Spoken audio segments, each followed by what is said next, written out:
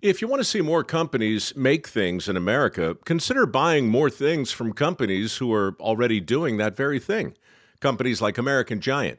These guys have been making t-shirts, sweatshirts, flannels, and blue jeans in America for the last 14 years, with cotton grown right here in the USA. That means good jobs for lots of hardworking Americans in factory towns all over the country. Check out their stuff in stores everywhere, or pick up something awesome at American-Giant.com. This time of year, a good hoodie is absolutely essential, and the American Giant Classic Full Zip Hoodie is made to last a lifetime. With timeless style, heavyweight fleece, and durable details, you can depend on it for years to come. Snag the hoodie that will bring you comfort for life, the American Giant Classic Full Zip, and save 20% off your first order at American-Giant.com when you use code CLASSIC24 at checkout. That's 20% off your first order at American-Giant.com, code CLASSIC24. Dave's Killer Bread is ready to rock your January reset with killer taste, killer nutrition, and a chance to win a VIP concert prize pack. Text RESET to 73876 to enter. No purchase necessary. Visit daveskillerbread.com/reset for details.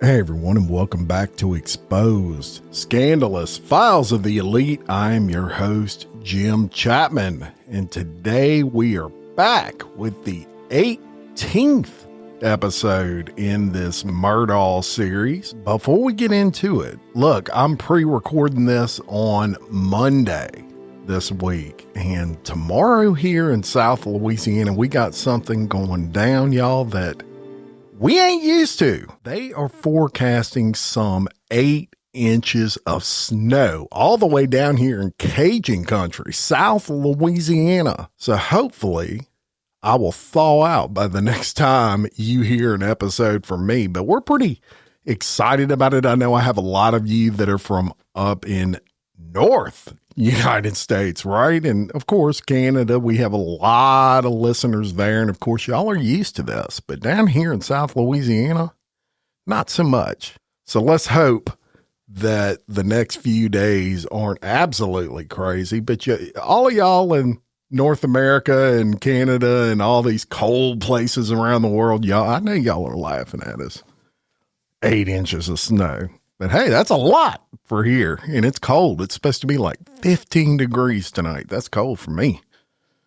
But we'll get into it, and I'm going to tell you, of all the witnesses called during this trial, this guy I'm featuring today is definitely my personal favorite. Now, what makes this guy so good and actually kind of entertaining is he sneaks up on you. Let me explain what I mean. Kenneth Kinsey, or should I say Dr. Kenneth Kinsey, is what at first glance you may term as kind of a good old boy. He looks like your regular everyday guy. He has a kind of a country accent like I do, comes off somewhat jovial, and is actually quite funny in the way that he gives his testimony, but not in a disrespectful way. It's hard to explain, but behind this facade, if you will, this guy is as smart as they come and likely the best crime scene reconstruction expert in the country. I mean, it is his whole job to go to a crime scene where nobody knows what the hell happened and basically reconstruct this thing to where you know exactly what happened. So before I get into his testimony, let me tell you a little bit about his qualifications, his credentials, his experience. Well, better yet, let me let Dr. Kinsey tell you. I've got a degree from Clemson University, a master's degree, that's undergraduate, a master's degree from Troy University, a PhD from Walden University. I have formerly been certified by the International Association for Identification 2 different times for crime scene investigation and reconstruction. I've worked approximately 800 death scenes in my career, and I've handled and processed countless evidence in crime scene and the crime scene related disciplines. I have completed and passed proficiency in those disciplines as recommended by the International Association for Identification, which includes oral exams, research, technical work, and also I worked under a qualified examiner for a determined amount of time. And I've been a police officer for approximately 30 years in various capacities. And just to remind the jury, you were qualified as a forensic or crime scene forensics expert in this particular case. Yes, sir, I was. And real quick, what other types of qualifications as an expert do you possess? I'm also a firearms instructor for handguns, shotguns. They call them patrol rifles, but that includes subguns, fully automatic and semi-automatic platforms. I have endorsements through the South Carolina Criminal Justice Academy. I'm also a SLED concealed weapons permit instructor, and I'm formerly a law enforcement firearms instructor through the NRA. So, as you just heard, this guy is no joke. He knows what he's doing and is really a star witness for the prosecution. So they get right into it with Dr. Kinsey, and the first thing they discuss are the injuries to Paul Murdaugh, and Dr. Kinsey paints a picture that you're not going to believe. Here's that clip. All right, let's talk about, if we can, and again, we're going to have to deal with some of, maybe not the images as much, but deal with some of the injuries that Maggie and Paul suffered, correct? Yes, sir. Okay. Let's, if you could, just remind the jury, what were the injuries that Paul suffered, please? They were very, very severe firearms injuries. One was a shotgun wound to just a little anatomical left of the midline of the body. One was to the shoulder, and it proceeded into the jaw and ultimately into the head.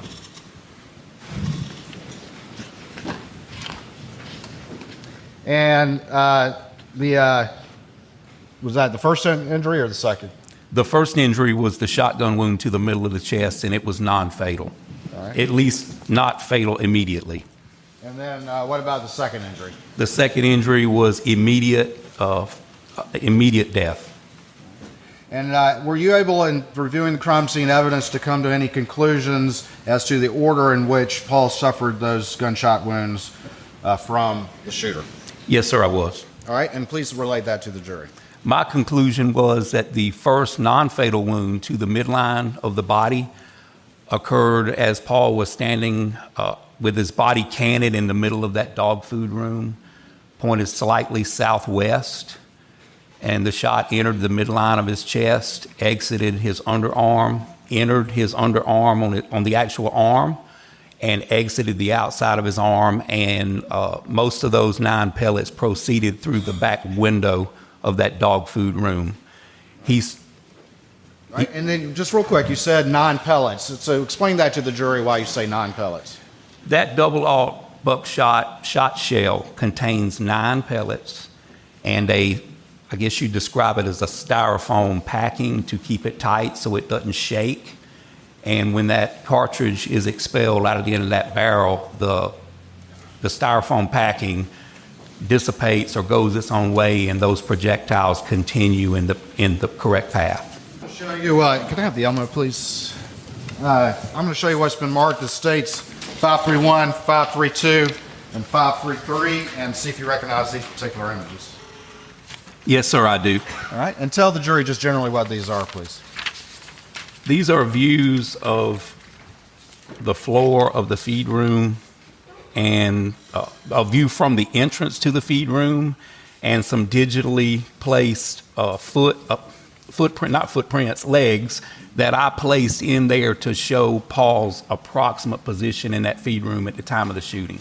All right, Dr. Kinsey, you were talking a little bit about Paul's positioning and his location when that first shot happened. And if you could tell the jury your conclusion as to where he was located when that shot was fired. And then if you want to step down, and if you could maybe point out what was added to this image to kind of reflect your conclusion in that regard. Okay, as you see here, those are the digital legs that I placed there showing Paul's approximate position as he was standing when he had the first gunshot wound. Here along the floor, what you see are passive or 90-degree blood droplets. And when blood, you can tell a lot from the direction of blood by the way it strikes an object. Blood has a cohesive factor. It's viscous, and you probably heard that term before with the motor oil for your car. It's thicker than water.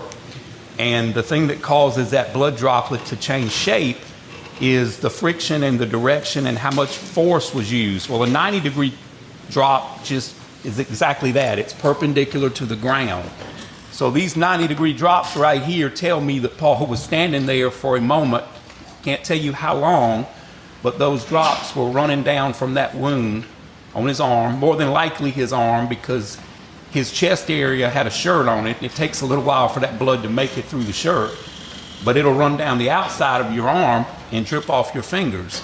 And you can see these 90-degree droplets here, and then they actually lead to the door. You can follow the path to the door. He's not moving very fast because most of them are almost perfectly circular or 90 degrees.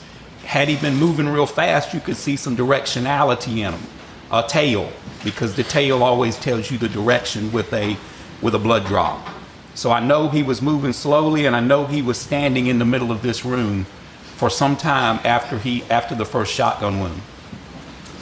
All right, and approximately how far was Paul inside the feed room? Can you describe a little bit about the dimensions of the feed room and your conclusion as to how far within the room Paul was when he was struck by that first blast? Yes, sir. Well, the feed room is 10 foot deep by my own. Hey, I'm Ryan Reynolds. Recently, I asked Mint Mobile's legal team if big wireless companies are allowed to raise prices due to inflation. They said yes. And then when I asked if raising prices technically violates those onerous 2-year contracts, they said, "What the f*** are you talking about, you insane Hollywood ass?" So to recap, we're cutting the price of Mint Unlimited from $30 a month to just $15 a month. Give it a try at mintmobile.com/switch. $45 upfront payment equivalent to $15 per month. New customers on first 3-month plan only. Taxes and fees extra. Speed slower above 40 gigabytes. See details. What you're hearing is Hardie Fiber Cement Siding living up to its reputation as the siding that helps resist weather damage, no matter what Mother Nature throws its way.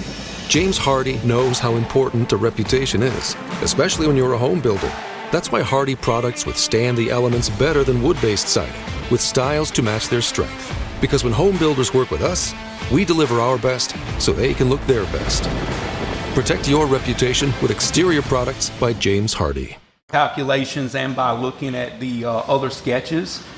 And where you see his feet here is just on the other side of the halfway point. So I went, I'm guessing because I have no way of running a tape measure because when I went there, everything was moved. But this door is 36 inches and it's approximately 1.5 to 2 foot past the door. So that's how I come up with that determination. And he's just on the other side of the midpoint of that 10-foot roof. Which is about how far from the doorway? 5 foot. All right. And I'm going to show you what's been marked as 534, States 534, and see if you recognize that. I do. Yes, sir. All right. And tell the jury what that is real quick. That is a general view from outside the feed room that was taken at the time the crime scene was originally processed. And I added a digital enhanced arrow showing the reader or the viewer the direction of the shot path. Right, this time I'd offer States 534 in evidence. Okay. All right, I'm going to put 534 up on the screen, and if you would, just show that arrow that you're talking about that's been added to this image. Yes, sir. Right here. All right, and then as well, just show generally where those blood spots are. It's not the best image in the world, but where those blood spots are that led to your conclusion about Paul's location within the feed room when the first blast struck him. The placard hasn't been moved, although it's hard to see the droplets. And of course, I didn't add the legs to this, but just on the other side of that placard. And then you have here a quantity of 90-degree blood droplets with a partial footwear impression in it. And then you can follow the blood droplets to the door. Going back to States 531, again, point out to the jury, if you would, the sort of the digitally added feet that you had added. All right.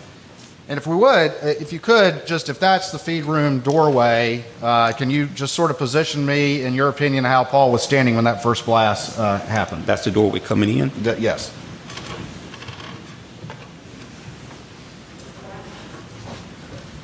About right here. All right. And let me ask you this. In your review of the evidence and the available crime scene evidence that you've reviewed, In your expert opinion, is there any way that Paul's arms were raised when he suffered that first blast to the chest? I see no possible way his arms were up when he suffered that first shotgun wound. And can you explain the basis for your conclusion to the jury in that regard? Yes, sir, I can. The shot pellets, real close because they stayed together. They went in as one, as a unit, and then they did what a shot pellet does. They separated once they struck the skin and made the entry. Run along inside his body cavity and exited his underarm. If his arms would have been up, he would have had no entry wounds on the bottom of his arm and then more exit wounds on the outside. He had over 20 entry and exit wounds, and he's only got 9 pellets. So the only way the math works out is if his arm was down. And additionally, the wad stopped and was under his arm. Had his arms been up, in my opinion, that wad would have went on and exited his body, because it's only plastic. It doesn't take as much resistance to stop that wad as it does a shot pellet. And the wad stopped. It was right. You could grab it with your fingers if you would have been medical personnel and needed to. It was right there. All right. And let me ask you this. Do you have a lot of general experience with firearms? I do. I'm a firearms instructor for handguns, shotguns, patrol rifles, subguns, and fully automatic patrol rifles. Everything but precision rifle. All right. And when you say an instructor, where is that? I'm certified. I have credentials through the South Carolina Criminal Justice Academy. I've also been certified as an NRA law enforcement instructor, and I currently have a CWP endorsement to teach concealed weapon permits from the South Carolina Law Enforcement Division. And you testified how many buckshot are typically in your average buckshot shell? According to the literature and according to my experience, there are 9 in that particular buckshot.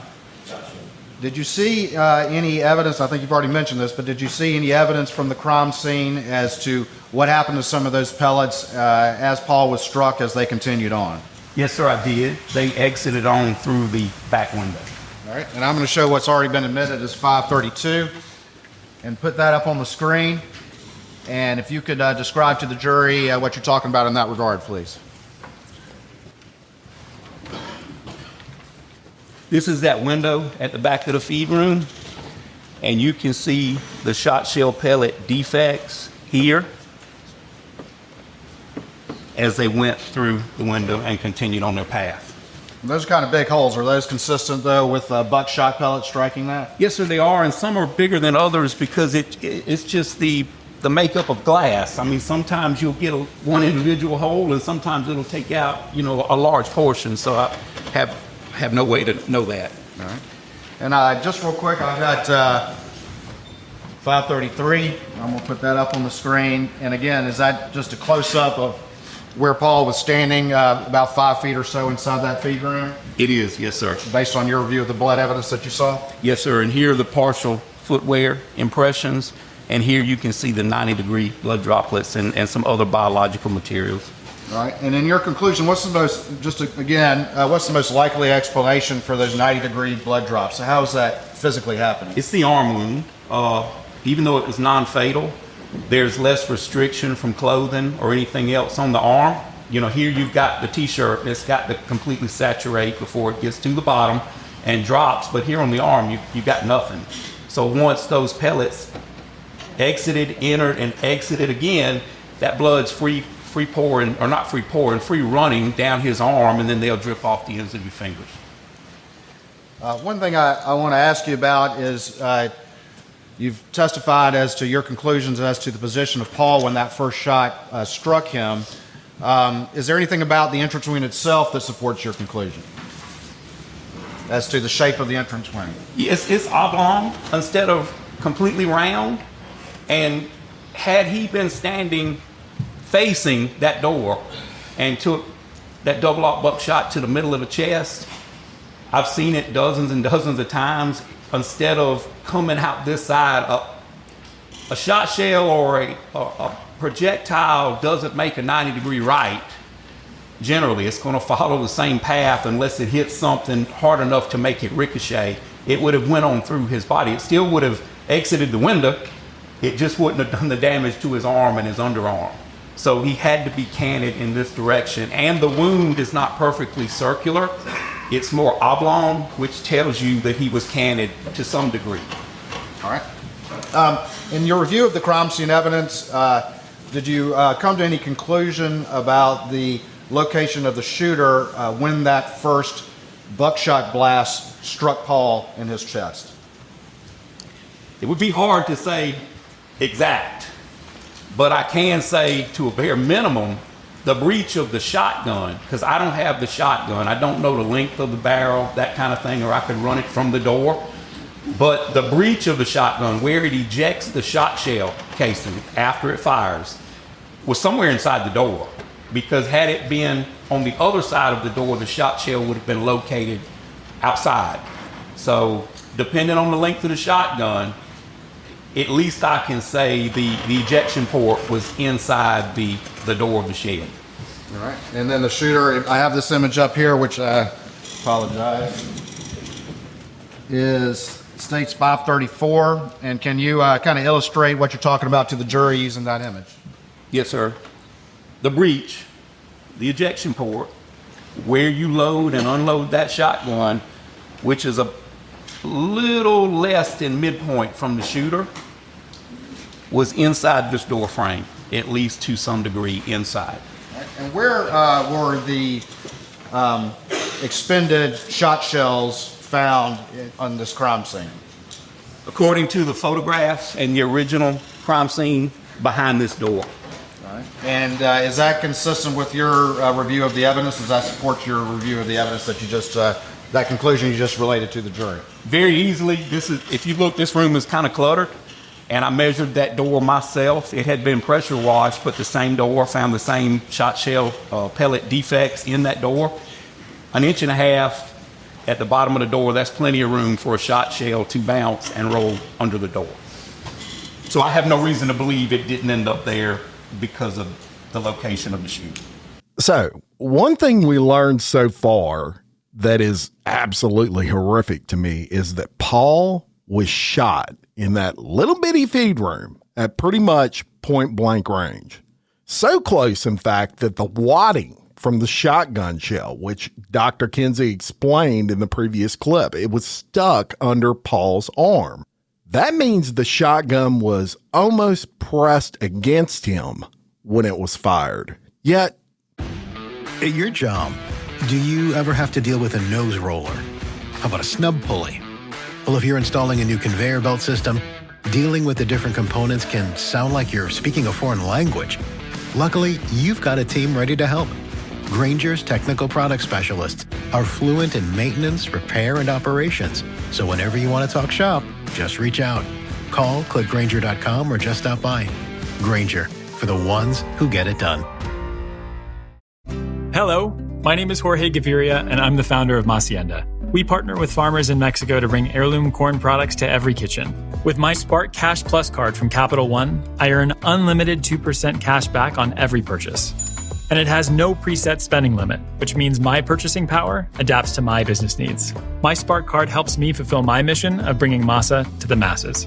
Capital One, what's in your wallet? Terms and conditions apply. Find out more at CapitalOne.com/SparkCashPlus. he lived. That first shot hits Paul in the chest and exits under his underarm. Then those pellets blew through the back window of the feed room. 9 pellets from a double-I buck shotgun shell right in the chest. And this young man took it and was still alive. Then he mentioned those 90-degree blood droplets, which due to that, he determined that after the first shot, Paul actually did not fall. He started walking towards that door. He knows this because the blood was draining down Paul's arm, not off to the side of his arm, meaning he did not fall after that first shot. Then he saw the footprints. Now, let's stop and think about that for a minute. This is Alec's son.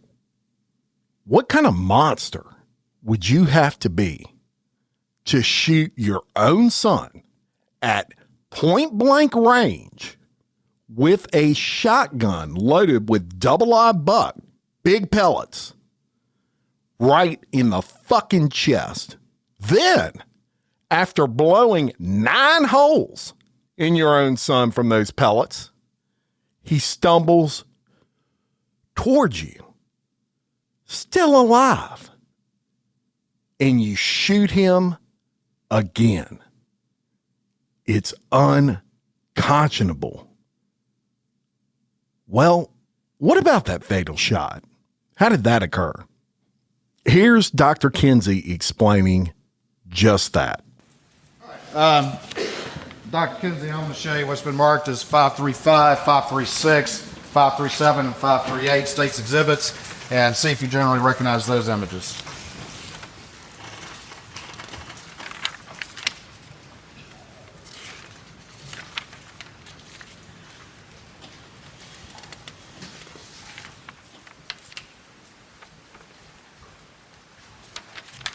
Yes, sir, I do. All right, and generally explain to the jury what these images are, and then we'll talk about them specifically. Those are images at the door that I've added some visual enhancements to help the reader understand the flight path of the second shot and the different elements that I looked at in determining where the shooter was for the second or the fatal shot to Paul. All right. Your Honor, this time I'd offer states 535, 536, 537, and 538 into evidence, I believe, without objection. No objection. Admitted. All right. Let's look first at 535. And before we get to that, generally describe again to the jury your conclusion as to that second injury suffered by Paul, the fatal shot as you've described it. Well, the first thing is, once Paul received that second shot, he never walked again. He never made any movement. Any movement he made was involuntary, and it was due to gravity, pulling his body down to the ground. When you sustain an injury to your brain like that, that ceases all movement. So he was found outside the feed door. He fell over forward after sustaining that movement. Some wounds are fatal later. You can actually see someone that receives a fatal wound, and I've seen them run 100 yards. They can move for a little while. This is not that type of wound. Once he received this wound, it ceased all movement.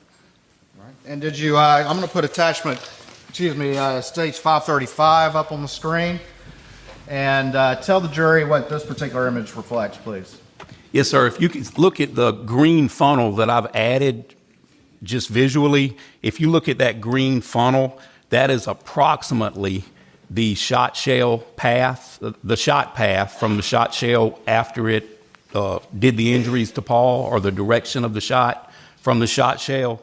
And I determined that by shot shell pellet defects that are still in the door, even though the door had been cleaned. I went and looked at it myself, run my own measurements, took the width of the door. I took Paul's approximate height. It's listed as several different things. DMV shows him at 5'6". The pathologist listed him, I believe, at 5'9", so I had to split the difference. I went somewhere in the middle. Then I deducted the distance between the top of your head and the top of your shoulder, so I took another foot off. Then I took the width of the door, and there's one other thing I looked at, and that was a void pattern that's on the door frame of the door.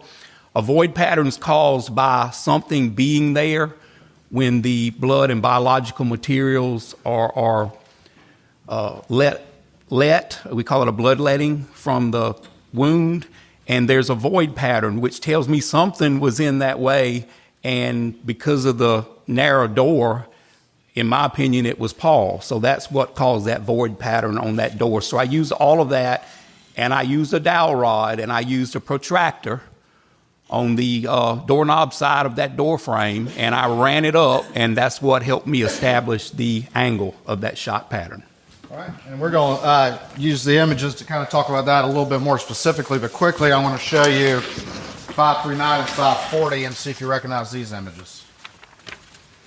Yes, sir, I do. 540 is my photograph when I visited the scene. And 539 is also my photograph, and it shows that top hinge of that door is approximately 72 inches at the top of the hinge. All right, Your Honor, this time I'd move into evidence of plea without objection, states 539 and 540. No objection. Admit it. All right, let's, if you could, I'm going to ask you to step down again. I know I just sent you back there, but come on down. Tell me what this image reflects, if you would, please. Yes, sir. These are 36-inch standard yellow yardsticks. We use them to measure certain things, and it right here is the top of the top hinge. It's a 3-hinge door, and this is the top of the hinge, and then 4 inches above this are where those shot pellet defects were that I used to figure out my angle. All right, I'm looking at 540. Who took this particular image? I took this image. Right, so this would have been long after the actual event occurred, is that correct? This was last December, yes, sir. All right, and tell the jury what this image reflects. You can still see the pellet defects in the door, and this is the approximate center of it here. So that's 4 inches above 72. That's approximately 76 inches on an 80-inch door. I'm going to show you states 536 and explain to the jury what this is, and in particular how that's relevant to your conclusion about the angle in which Paul suffered the fatal head wound. This is the original crime scene pictures, and this is where the pellets took their path. This is where they struck and did damage to the door, and you can actually still see the dents that are documented in my photograph. You can see them in the original crime scene. This is a concentration of blood that's caused by the brain exiting Paul's body in the path of the shot shells. And then you also have biological material, hair and blood, here at the top of the door frame. And that's where I drew my conclusion. At some time, those body parts made contact with these sections of the door. And my opinion is that it hit here, and then landed on the sidewalk. Looking at states 537, can you explain what the jury's seeing in this image and how it relates to your opinion about the manner in which Paul suffered that fatal wound? I can. With a major bloodletting, especially... Dr. Kinsey, let me ask you to, I'm going to move this podium and ask you to step back just a hair so that the jurors over here can see what you're saying. Yes, sir. With a shotgun wound, you know, you've got you've got over 800 pellets that are making damage. It's not like a single projectile from a pistol or a rifle. So there's mass damage, and it throws body fluids and blood in several different directions, but they follow the path.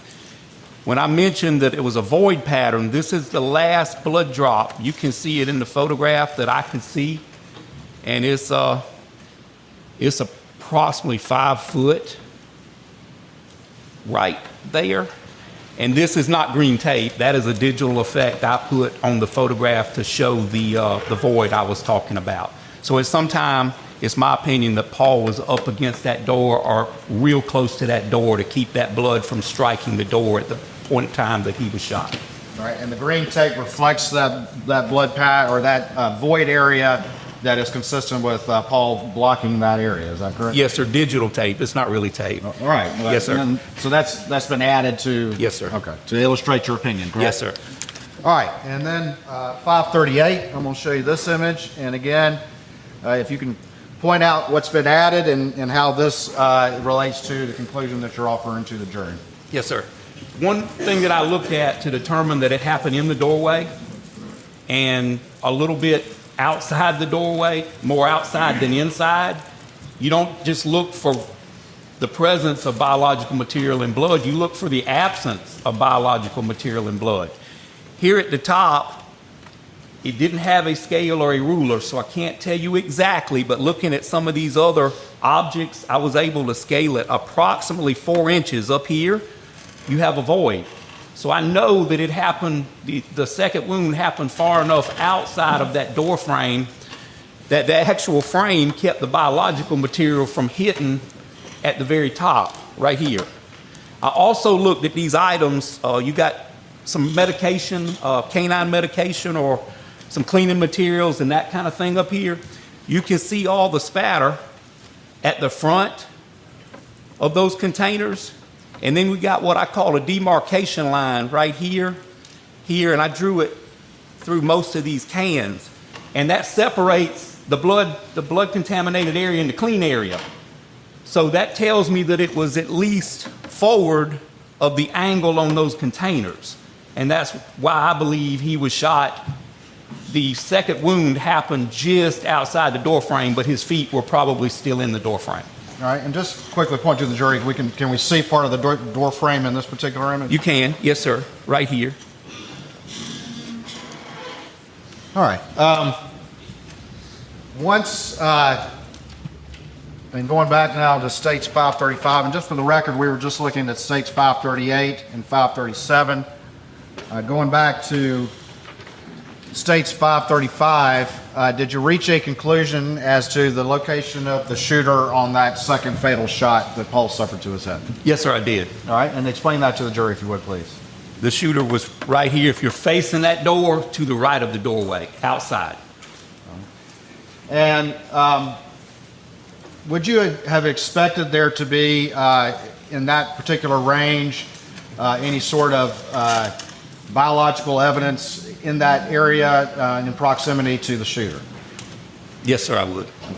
Would the door frame have potentially blocked any of that as well? It would block some, and just depending on the positioning, how much of the body of the shooter was exposed. Because, once you have that kind of catastrophic injury, it's real fine blood particles and biological fluids that go in all directions. And the closer the shooter was to the muzzle, to the exit end of that firearm, the more stuff you would expect.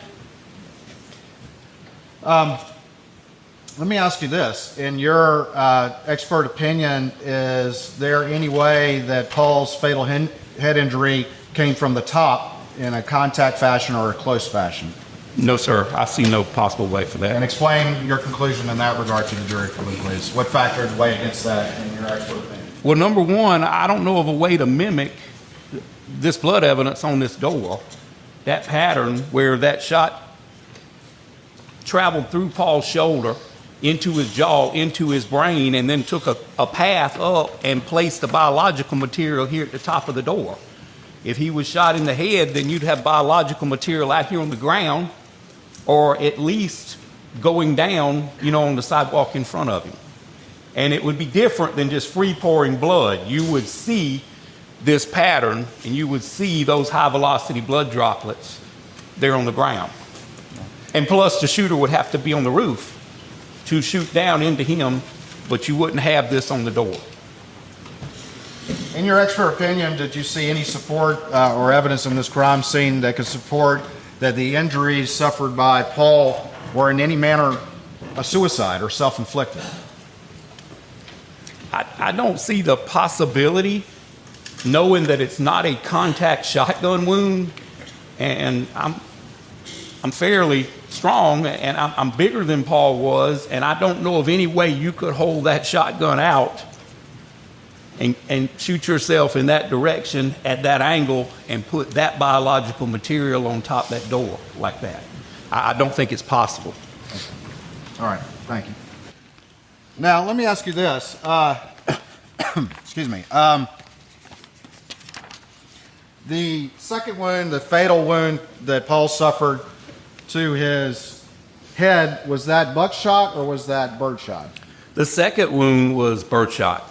All right, and can you describe to the jury the difference between the composition of a buckshot round as it relates to the pellets and a birdshot round? Yes, sir, I can. All right, please do that. With buckshot, you've got a number of larger pellets, approximately 30, 36 caliber pellets, and you've got fewer of them. They're made for bringing down larger game. So in the typical double-aught buckshot, you're going to have 9 pellets. In your typical number 2, and it's called many things, the typical person calls it birdshot, chill shot, steel shot, coated shot. I've heard it called many things, so I just typically call it birdshot. But in this particular shot, there's approximately 150 to 156 pellets in that dry lock shot shell. So that's the difference. With the buckshot, you've got fewer and they're larger, and with the bird shot, you've got many and they're greater. They're for bringing down winged animals, squirrels, rabbits, dove, quail, turkey, duck. I mean, just depending on the number shot, that's what that's for. All right, and about how many approximately bird shot might be in an average shotgun shell? The literature says that it's 156 in a dry lock. I cut one open and I only counted 150, but that may have been human error. Around 150? Yes, sir. In your expert opinion, when you have birdshot, is there a forensic value to collecting every single pellet, or can you explain those concepts to the jury when you're dealing with birdshot? I always try to collect enough that the firearms examiner can weigh it, and he can have a good representative sample of what was used to cause this injury. With a projectile or a bullet, you have what's called lands and grooves, markings, rifling. Some people call it rifling, and it's caused from that projectile spinning as it goes down the barrel. You don't have that in a shotgun. And a pellet is so small that you probably couldn't find it if you could have it in a shotgun. So in my opinion, there's no forensic value as long as you have enough to determine what type of shot or what type of shell and the weight of it. In your opinion, and you've talked about this, but was the shooter, when that fatal shot was fired, inside or outside of that door frame? The second shot? The second shot, yes, sir. It was outside the door frame. All right. And where was that second shot shell located? It was also located under the door. All right. And is that still consistent with your opinion? Absolutely. And can you explain that to the jury, please? Yes, sir. Like I mentioned earlier, the ejection port on a shotgun typically, now there are left-handed shotguns, but typically the majority of shotguns, the ejection port is on the right side. So as long as that shooter had it at an angle and had that ejection port pointed toward the door, even just the least little bit, that would give plenty of opportunity for that shot shell to be ejected and go inside that door. Before we move on from Paul, I would, and if you could just use me as a mannequin, but can you sort of describe to me your conclusions about the positioning of Paul when he suffered that fatal head wound, and just how the trajectory of that wound and that shot as you've described and as supported by the evidence as you see it? Can I describe it and demonstrate? Yes, please. So the jurors can see me. The second wound, as I mentioned, went in his arm and caused an injury here, a large exit, and then, of course, exit here. So it had to be typically with the kind of non-fatal wound Paul suffered to his chest and his arm. It's my belief that now his 5'8" frame is dipping or favoring that arm, because as you know, that's over 20-something entrances and exits. I believe it would have hurt him. I believe he would have been in pain, and I believe he would have been somewhat affected. And the reason I believe that is because I've got the 90-degree blood drops moving really, really slow. If he wasn't feeling it, or if it hadn't affected him in some way, I believe his youthfulness would have allowed him to get out of there faster. But he's moving real slow to the door. So that's going to drop that angle just a couple inches, and I can demonstrate. All right. And if we can make sure that juror can see. Yes, sir. That wound went in approximately right here. It traveled in, out, in, and out in a straight line. In a straight line. Shot always goes in a straight line. And then when you're pressing the dowel stick there, you're showing the trajectory of the wound, not implying that was a contact wound. Is that no, sir, I'm not. I'm not implying it's contact. I'm just showing the level of the wound. All right. While I'm thinking about it, the wound to Paul's chest, did it show evidence of stippling? Yes, sir. All right. And just very quickly, what is stippling? Commonly referred to as tattooing. It's particles and material that's in that shell that don't burn up because it's superheated at the time that the powder charge ignites. It doesn't explode. It ignites and burns rapidly. And that's unburnt particles of powder and other contents of that shell. They're hot, and when they hit the body, they cause stippling, or in the old days, they called it tattooing. And that's basically what it is. It works as an ink. Looking at this particular image, Paul's about 5 feet in the feed room when he suffers the first wound, correct? Yes, sir, that is correct. And then he moves towards the door, is that correct? That is correct. And suffers the second wound somewhere near the door frame on the inside of it. Yes, sir, with his shoulder just outside that door frame. And when he suffers that second wound, what happens to Paul? He falls immediately. And where does he fall? He falls outside the feed room. So there you have it. If the theory that Alex Murdaugh killed his son is true, that means after Paul was stumbling toward his father, point blank shot in the chest, 9 pellets, still alive, Alex Murdaugh points that shotgun at him again, but this time blows his brains out of his own son's head. Horrific. What a fucking monster. Now, what about Maggie? What happened there? Well, here is Dr. Kinsey's synopsis on that. Let's move on now, and let's talk a little bit, if we can, about the injuries to Maggie Murdoch. And if you could, start out by reminding the jury of the injuries that she suffered, and then let's talk about your conclusions as to the manner and the order in which those were suffered. Yes, sir. All right, so if you could just remind us again of those injuries, and if you could go ahead and describe them in the order that your expert opinion they were suffered. Yes, sir. Miss Maggie Murdoch suffered 3 non-fatal injuries from a firearm. One was through her wrist. One was her left upper thigh above the knee. One was at her abdomen here, and it exited somewhere around her kidneys. Now, I'm not that kind of doctor. I can't tell you all the damage it did inside, all those organs and things, but it ran a straight line through her body. This one on her left leg and this one on her midsection were approximately the same angle, and they were really, really close in distance. One had stippling that said that it was a foot closer than the other, but that would probably fit. This was either a total separate non-fatal wound, or it could have been a continuation of one of the 2 fatal wounds. Her fatal wounds were, she had an abrasion or a burn on the left side of her abdomen from the outside in. That bullet followed a straight path. It entered the end of her breast and did extensive damage to the end of her breast, entered her left jaw, side of her face area, and went into her brain. That's the first fatal injury. And it was immediate, and she dropped right where she was at. I saw no evidence that her body had been manipulated, moved, or rolled over. The second fatal injury was down into her head, and it actually did what in the day they call a keyhole injury just from appearances. The entrance and exit in the top of her head were so close it made one big injury, and then it entered into her upper shoulders and went down into her body. That would have also been a fatal wound, but it was second. In my opinion, that one came second. All right, let's talk about that in a little bit more detail. Those first 2 wounds that you described, you believe those are the first 2 wounds she suffered?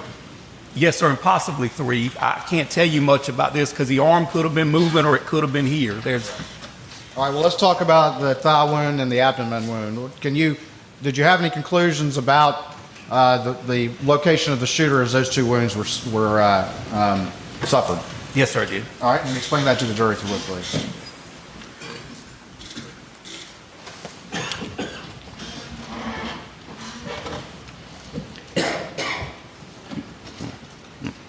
A little bit more, right there. All right. Left leg out a little bit. About here and here. Here and here. And in your opinion, were those 2 shots fired in fairly quick succession or around the same time? I think it would have been really, really difficult to get a similar angle if they weren't. All the shooter had to do is raise the weapon or lower the weapon, and you're still on the same plane.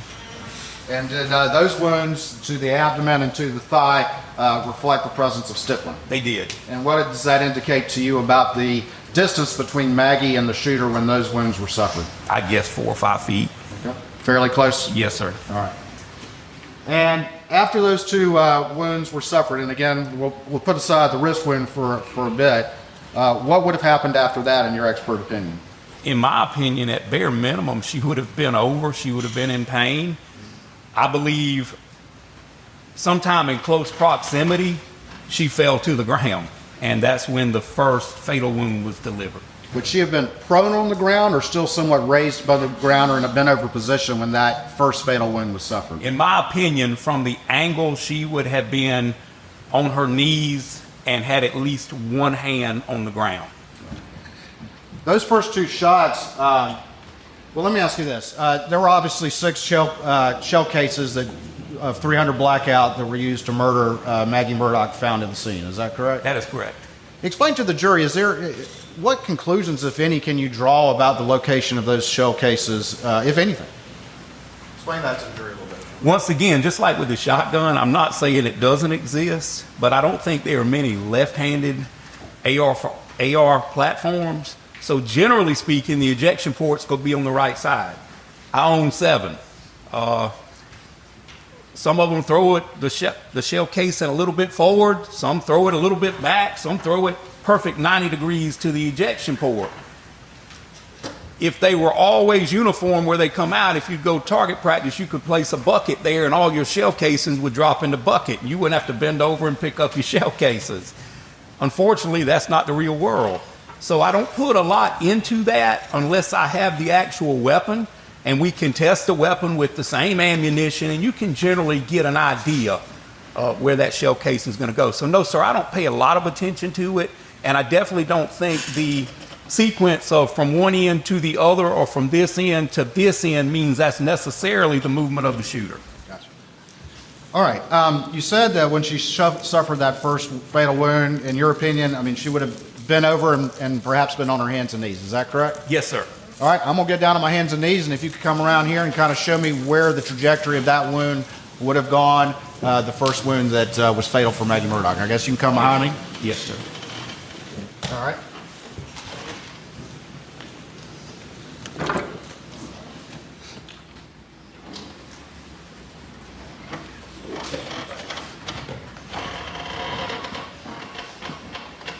The shooter was right here, approximately right here. All right. And show us the trajectory as it went through Maggie into her brain. Yes. It burnt or grazed her stomach outside to inside, went through the end of her breast, into her jaw, and then into her brain. Okay. And what would have been the effect on her once that shot was suffered? She would have immediately fell down with the front of her body. All right. And that is the position her arms were in the original crime scene photograph. And while I'm down here so I don't have to get up again, tell me about the fatal shot, the positioning of the shooter as the evidence indicates to you. The second shot was not as close, but it still wasn't a long distance. It was approximately here into the crown of the head. And use the dowel stick to show that injury that Maggie suffered.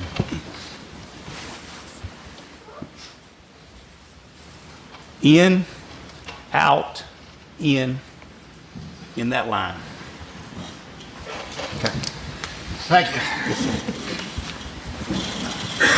We need to go to the dry cleaner after this. All right. The first shot, the first fatal shot, that would have immediately been fatal. Is that correct? Yes, sir. The second shot also would have been fatal had she still been living, but in your opinion, she was not at that point. Is that correct? Yes, sir. All right. She may have had a sign of life, but there was no movement. She was not capable of any movement at that time. Maggie Murdaugh shot 3 times with a 300 Blackout rifle. Big bullet, y'all. And took them. The theory was in an effort to save her son. Then shot a 4th time in the chest, which killed her. However, that monster did this. walked up to her after 4 shots, and just to make sure she's dead, shoots her point blank in the head. How in the hell could you do that to your own wife, the mother of your children? Monster. This woman was running to her son when that first fatal shot hit her, on her knees after 3 shots, struggling to get up, one hand on the ground, angled right to where her son was laying outside that feed room. Now, another thing that came up during this line of questioning was Paul's cell phone, which was found sitting in the back of Paul's pocket. Well, I'll let you hear Dr. Kinsey's opinion on the placement of that cell phone. Here's that clip. Let's see if you recognize this image. I do. All right, and just generally tell the jury what that is. It's a cell phone sitting up on the back right-hand side pocket of the victim, Paul Murdoch. Again, is this your understanding of how Paul's phone was found at the crime scene? It is. All right. And did you make any assessment or analysis of whether or not Paul's phone could have popped out and be found in that position? I did. All right, and can you relate that to the jury, please? It's my opinion that his phone was placed there by someone else.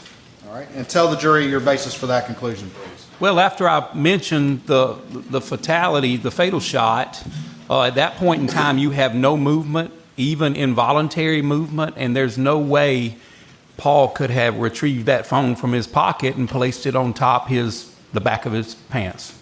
And in your opinion, if he had been carrying that in his hand, could it have landed in that fashion following the fatal shot he suffered to his head? Mathematically, you could have made it happen, but I don't believe it's possible. I believe the phone would have fell to the ground and it wouldn't have fell behind him up in the air and landed on him. Now, it's important to mention, before we really get into it, that the defense had their own expert on crime scene reconstruction, a guy by the name of Mike Sutton. Let me tell you, he did not perform well, especially for a jury in the low country of South Carolina. A really bad choice for the defense. First, he was from New York and kind of very pompous sounding, I guess you could say. Kind of like a know-it-all is how he came off.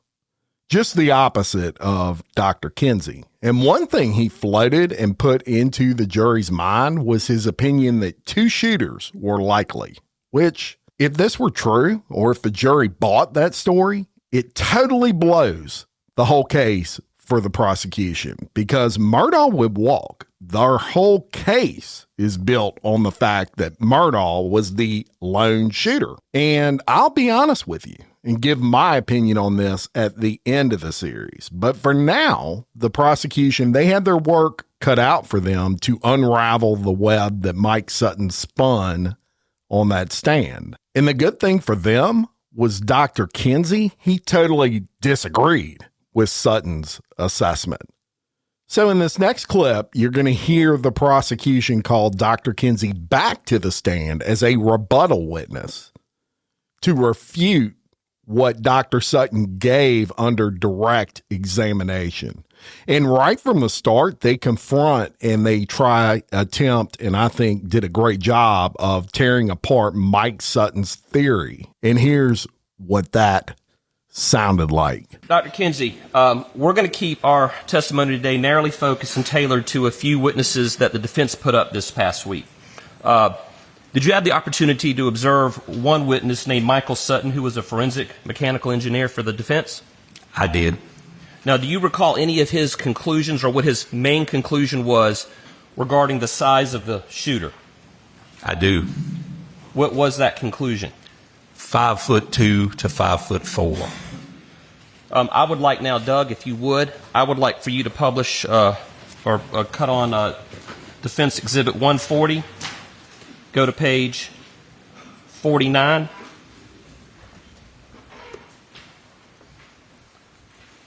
Okay, now what I want to do is we're going to get into this in just a moment, but they published this into evidence last week. And do you recognize these green lines coming out? Yes, sir, I do. Okay.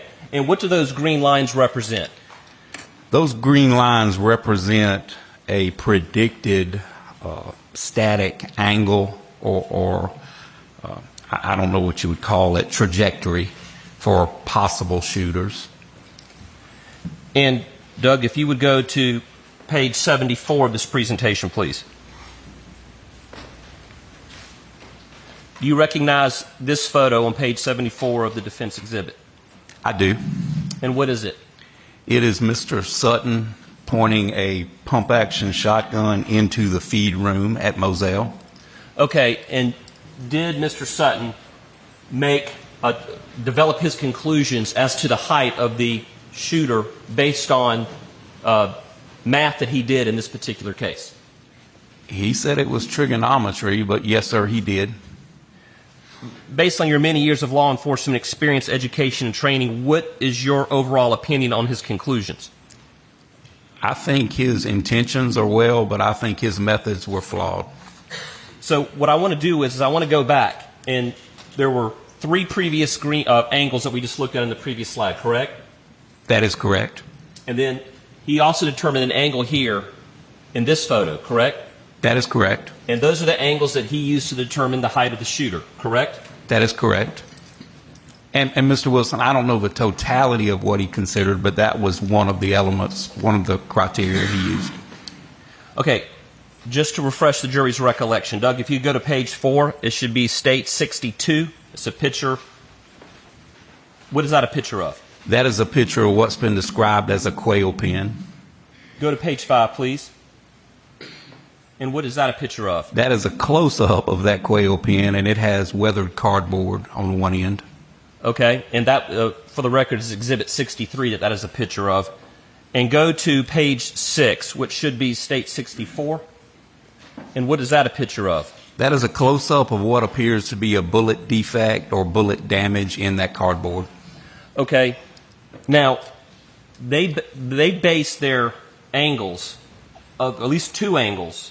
Well, let's back up. There were 2 angles taken from this particular one bullet hole. Why is that? There were. I believe the original crime scene agent gave a possibility of 2 angles of the angle of impact in the cardboard. Okay, and what are some things that someone can determine from examining a bullet hole in this cardboard? Well, the first thing is direction. It lets you know that you had one or at least one projectile fired from that direction. It's a pretty good indicator for direction. Okay, what's another thing that you can determine? Sometimes you can determine the angle of impact and whether that bullet was affected before it struck that object. And what I mean is, was it deflected by flesh, or did it hit its target, or is there an internal problem with the weapon that would cause that bullet to be off-center? Are you comfortable with the direction that was determined by Special Agent Worley in this particular photo? I'm very confident of that direction. Okay. The defense determined that there were 2 potential angles. How confident are you that the methodology used to determine those angles are accurate? I have 0 confidence from this piece of evidence as far as establishing angles. So that's interesting. You feel good about the direction of the bullet going into the quail cage, but you have a concern about the angle, correct? That is correct. Do you have a concern about the angle? The angle of impact, yes, sir, that is correct. What are 2 things that could affect the angle of impact on a surface like this cardboard? As I mentioned before, you could have, that bullet could have hit an object, which we don't know, or it could be an internal problem with the firearm that causes it. When you think about, if I could explain, yes. When you think about a quarterback throwing a football, they spin that football and it makes it stable in flight. Well, a projectile coming out of the muzzle of a firearm, a single projectile firearm, works the same way. You've got little lands and grooves in that barrel. And as that propellant pushes that projectile down the barrel, it twists. Now, there's different twists depending on the firearm, but that twist, called rifling most commonly, that's what my grandfather called it, but it makes that bullet stable in flight. Anything that can throw that projectile off of battery, whether it be striking something or a firearm problem, maybe fouling too much lead in the barrel, those kind of things will make that bullet off center. Now, it still may go the general direction, but the rotation of that projectile could be off just a little bit when it strikes the target. So a good analogy would be a lineman getting his hand on a football and making it go wobbly, but it keeps going, correct? That would work, yes, sir. I'll leave the witness. Doug, could you zoom in on this hole real quick? Dr. Kinsey, I'd like to ask you to step down here, and for demonstrative purposes, I'd like you to demonstrate how an angle of impact can be affected in cardboard with a dowel. Yes, sir. Describe to the jury what you've done with this box. I've placed 4 strategic holes in this box representing a bullet defect in cardboard. As you probably saw in the photographs, as a crime scene investigator, we use dowel rods to help determine direction and angle of impact. Now, they can be as simple as a wooden dowel rod like you get at your hardware store, or they make some real complicated ones made out of fiberglass if you can afford it. You know, most agencies and most crime scene teams will use a fiberglass rod, but the wooden rods, as long as they're pretty straight and true, they work just the same. So if this represents a projectile defect in cardboard, and may I say weathered cardboard, because this has been out there at least a year and a half since this incident took place, you place that dowel rod in that defect, and then you can get an approximate angle or angle of impact on it, but you can definitely get a more confident direction. If your shooter's over here and he's shooting this direction, or over here, or up or down. But it's not the end-all, be-all, and I can explain that to you also. Okay. So how could you demonstrate how, well, back up a second, and step away so the jurors can see this photo, if you would. You saw I might need you up here. Call and I will come. You saw the defense expert's testimony, Mr. Sutton, I believe, last week, describing this hole. Can you explain to them how he determined the angle of impact based on what he was observing in this bullet entry? I can, Mr. Wilson. Please do so for the jury. What Mr. Sutton did with geometry and trigonometry and a whole lot of tools, but basically a protractor, as we used when I testified previously, if you had a confident bullet defect, you can run a string and then put a level or it's a type of protractor, it's a bullet angle finder on top of that rod, and you can get a general angle of impact in a fixed object. However, this isn't a fixed object. He referred to that little mark around 3 o'clock. What did he call that? I think he called it a bullet wash. Could it be a bullet wipe? Bullet wipe, yeah, something like. It's not a term I use. Okay. I'm familiar with it. And what was he assuming that bullet wipe was caused by, based on the testimony you heard? From the angle. He's assuming the angle of what? The angle of impact. Okay. What else could cause that? As we mentioned, striking the surface beforehand, fouling in the barrel, something internal. It just throws the bullet off course a little bit. It's not spinning the way it normally spins. So when it strikes, it doesn't strike. It doesn't enter the way it normally would. It wallers a little bit, like that football we talked about. What about the dowel rod? Well, the purpose of inserting the dowel rod is to try to get the best angle or the best direction you can. And in a perfect world, the angle would be fairly confident, like another bullet defect we're going to talk about. Remember, this is weathered cardboard. So once that examiner, and these rods are not caliber specific either, because a crime scene investigator or an examiner can't look at a bullet hole and guess what caliber it is. That's nonsense. So you try to pick the one that fits the hole the best. And with some of the fancy kits, you get a little shim kit with some little rubber grommets that you can place in there, make it fit a little bit better. But more typically, you just pick the dowel rod that's closest to the hole. Could a dowel rod affect the angle of impact? Upon me inserting this dowel rod, I can do damage to that bullet defect, but more importantly, when I remove it, I could do damage. And it's very deceptive damage. It's not intentional, but it can damage the angle of impact, especially in a soft, unreliable object like cardboard. You can return to the stand. Thank you. Yes, sir.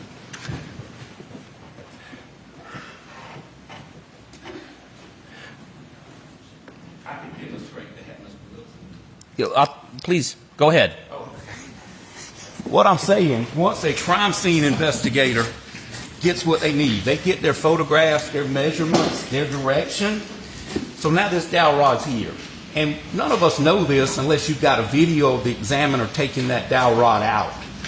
So we don't know what direction he or she might have pulled that dowel rod out because she's got her measurement. She or he is not considering someone coming behind them and measuring again for something in a piece of cardboard.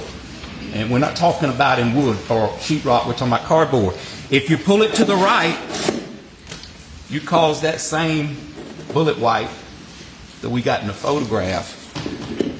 Likewise, if I pull it to the left, now it looks like that projectile has entered from a left to right direction. And then you can go on and up or down. That'll influence the appearance of that bullet defect because you've got an object like cardboard, something that there's no confidence in. Thank you. You can set that down.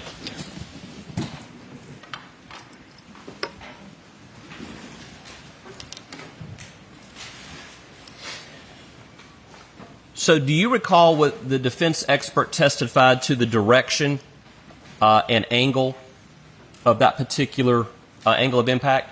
I do. And what was it? I think 1 and 3 degrees. But do you remember, like, was it left to right, right to left? Going up. And from what way to what way? What direction to what direction? Left to right, or right to left. Right. Yes, sir, right to left. I have to think about the quail pen in my head. Are you confident that the direction was correct on this? Yes, sir. I have no reason not to believe the direction. I mean, that would have to be a huge defect hole for it to throw the direction off. How confident are you in the angle of this? I have zero confidence in that angle of the bullet entry.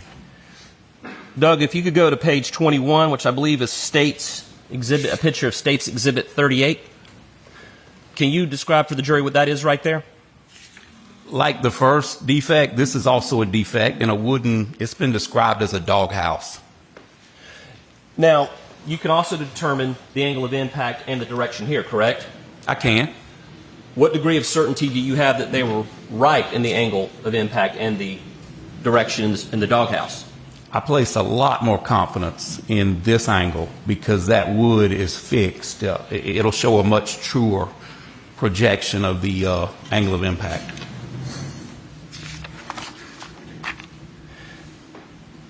Can you, hold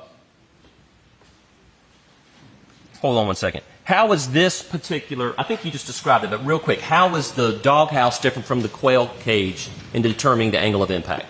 Well, the doghouse, if you look at it, is at least a ½ to 3/4 thick. So, like I said, you've got a stable, dependable bullet defect.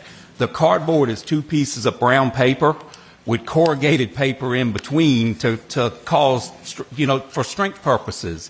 But as I mentioned, not only is the cardboard, in my opinion, not a good substance to shoot into, it's also weathered, so that makes it even weaker. Doug, can you go to page 42 on this exhibit?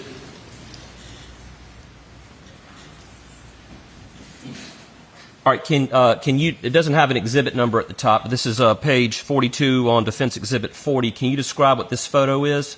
Yes, sir. That is a computer animated drawing of some potential trajectories into that quail pen. And the 2 gray boys here, what are they? They are, they're 2 figures that were placed in that CAD presentation to represent shooters. Go to 46 of the same exhibit. And describe what this is? This is one animated suspect, I guess, or shooter placed in a similar CAD drawing, photograph, animation. Okay, now go to page 49.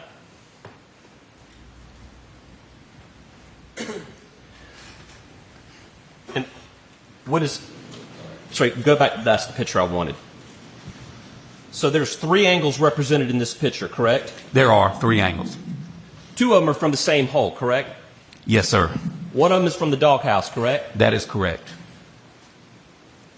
You are you believe that the doghouse angle is fairly reliable?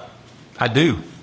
You question the quail house angle, correct? I place no confidence in that angle from the quail pen.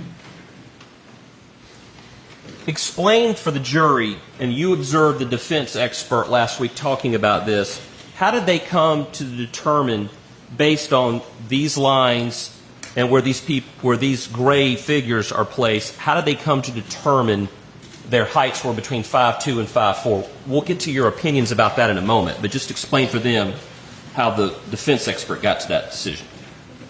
The defense expert said he tried plugging in different heights, and he had to place those animated figures on a plane, that line, that laser line, and he determined that they go back and forth on that plane to achieve the defects that are documented by the original crime scene examiner. Doug, go to page 51 real quick. Let's see if that's the... So there's some yellow placards here on the ground. You see them? I do. And what do those yellow placards represent? Cartridge cases that were found on the ground. They're markers, so once you find the cartridge cases, you put them there for documentation purposes, photography, and sketching purposes. And why? Explain to the jury what the defense has determined that their angle is based on those static lines, those green lines, correct? That is correct. Back and forth on that one static line for one angle and one static line for the other angle. And they've placed them right there at that particular location. Why? I think the defense expert was taking into consideration the location of the cartridge cases, and he was showing how it would fit those 5'2" animated figures that he placed in that presentation. Is it your understanding, and I'll demonstrate, the gray figures are holding the firearm, and those gray lines represent like a stream. They would run up and down, correct? Yes, sir. That was the testimony. You go back and forth on this green line. Okay.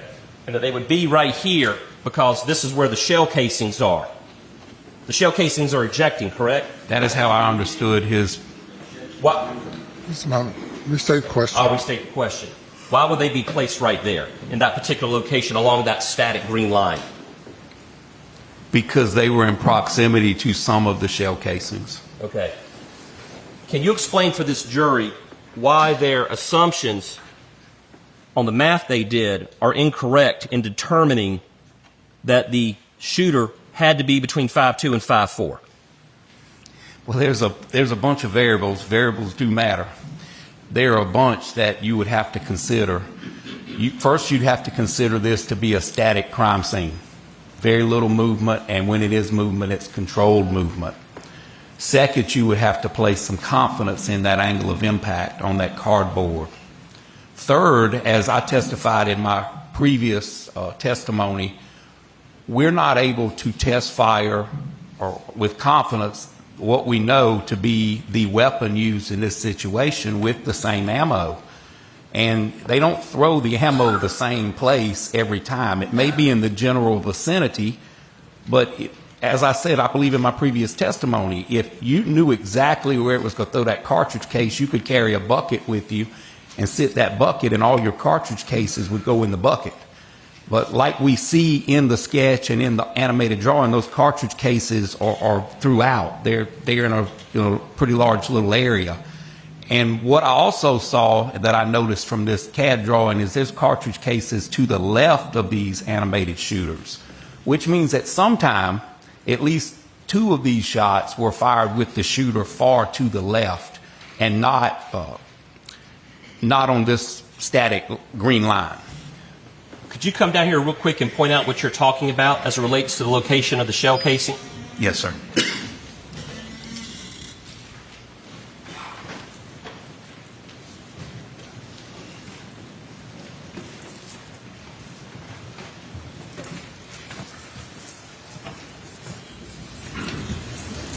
I'm not sure if this is a shell casing here, Mr. Gilson, but right here, that is a shell casing, and it would not eject this direction in any situation depicted here in the presentation. It's not a left-handed, nobody's ever testified it was a left-handed AR-15, and like I said, they're kind of uncommon, and if it is, and that's a left-handed, then we couldn't explain the majority of them being to the right. So that's what makes this static line flawed. Thank you. In another photograph, you can actually see a larger area of cartridge cases back here. Thank you. Let's assume for a minute that the angles are correct. And they very well could be, correct? They could be. Why is the defense's theory as to the height of the shooter represented in this picture still wrong? What else could affect it? Distance and height. Would you like to take a moment to demonstrate for the jury what you're talking about? Weapon position. Yes, sir. Will you tell me which angle you'd like me to demonstrate first? Let me ask you this question before you step down. Can a person be on their knee and get the same angle and be standing and get the same angle? Yes, sir. Can a 6'4" person and a 5'4" person still shoot the same angle, just at different distances? Absolutely.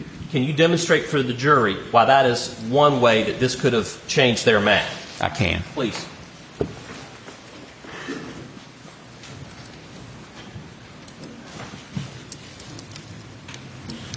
I measured this depth on the witness box during a break. It's 8 inches. I used to be 5'11", but as I get older, I'm about 5'10". But if I'm here, or I could be 5'8", or 5'2", or 5'4". Here I'm 5'10". Here I'm 6'6". And here I'm even over 7 foot, and I've still got the same angle. I have just added a little bit of distance to it. And as far as the quail pin angle, I'm 21 inches from the floor to my knee. I measured it. I believe it was testified that the defendant is 25 inches between the floor and his knee. So there's 4.5 to 5 inches difference in our heights. Here, I'm probably at 4'10" if I'm shouldering this weapon.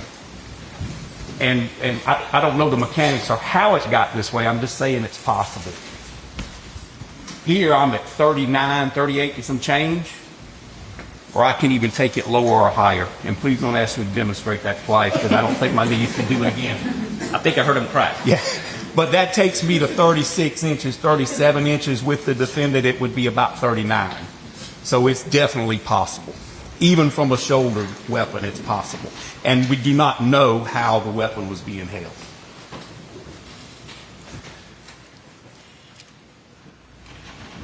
For what you've observed in this crime scene, was Maggie moving at the time she was shot? This was a very dynamic crime scene. I believe everything was moving. The victims and the suspect were moving. And how do you know that? Well, suspect would be the different firearms evidence, the cartridge cases. Like I said, there's no absolute. They're not going to throw them the exact same spot, but they will throw them in a similar direction. We've got cartridge cases in a pretty nice sized perimeter. We've got them at different locations from where Miss Maggie Murdaugh's body, the final resting place, and different angles and different positions in different directions. So that tells you it's very fluid and it's very dynamic. So if I'm holding a gun and I'm moving and shooting, what is happening with those shell cases as I move? They are moving as they're ejected.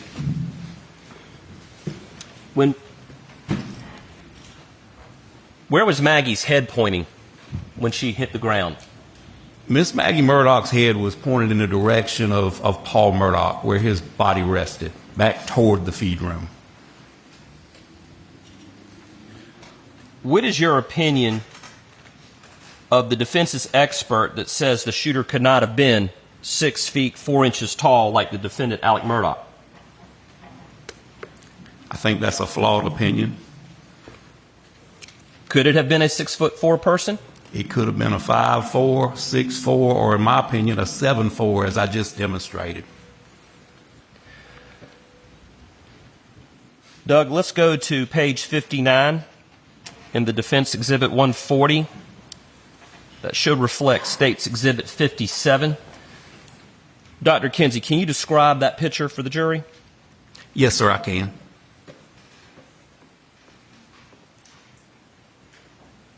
That is a shot from inside the feed room, that back window pane where the buckshot exited Paul's left arm and then continued and exited the feed room.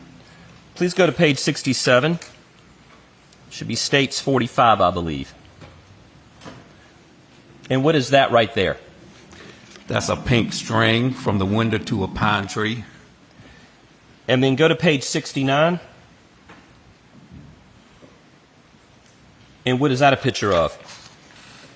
I don't know if it's the same pink string, but it's also a pink string coming out of a window. Okay. And go to page 74.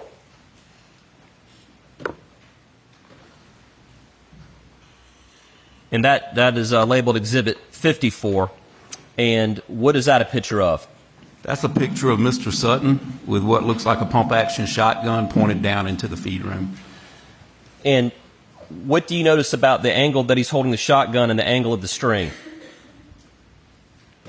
Well, the string is parallel. Let me correct you. I'm sorry. Let me rephrase that. What is the defense's theory right here, represented in this picture? I've heard so many theories, but I really believe Mr. Sutton was trying to show that the angle wouldn't match if it was a taller shooter shooting into the feed room. Okay. Doug, I'm not quite sure what page it is, but I think it's 2 back. Go back one more. There you go.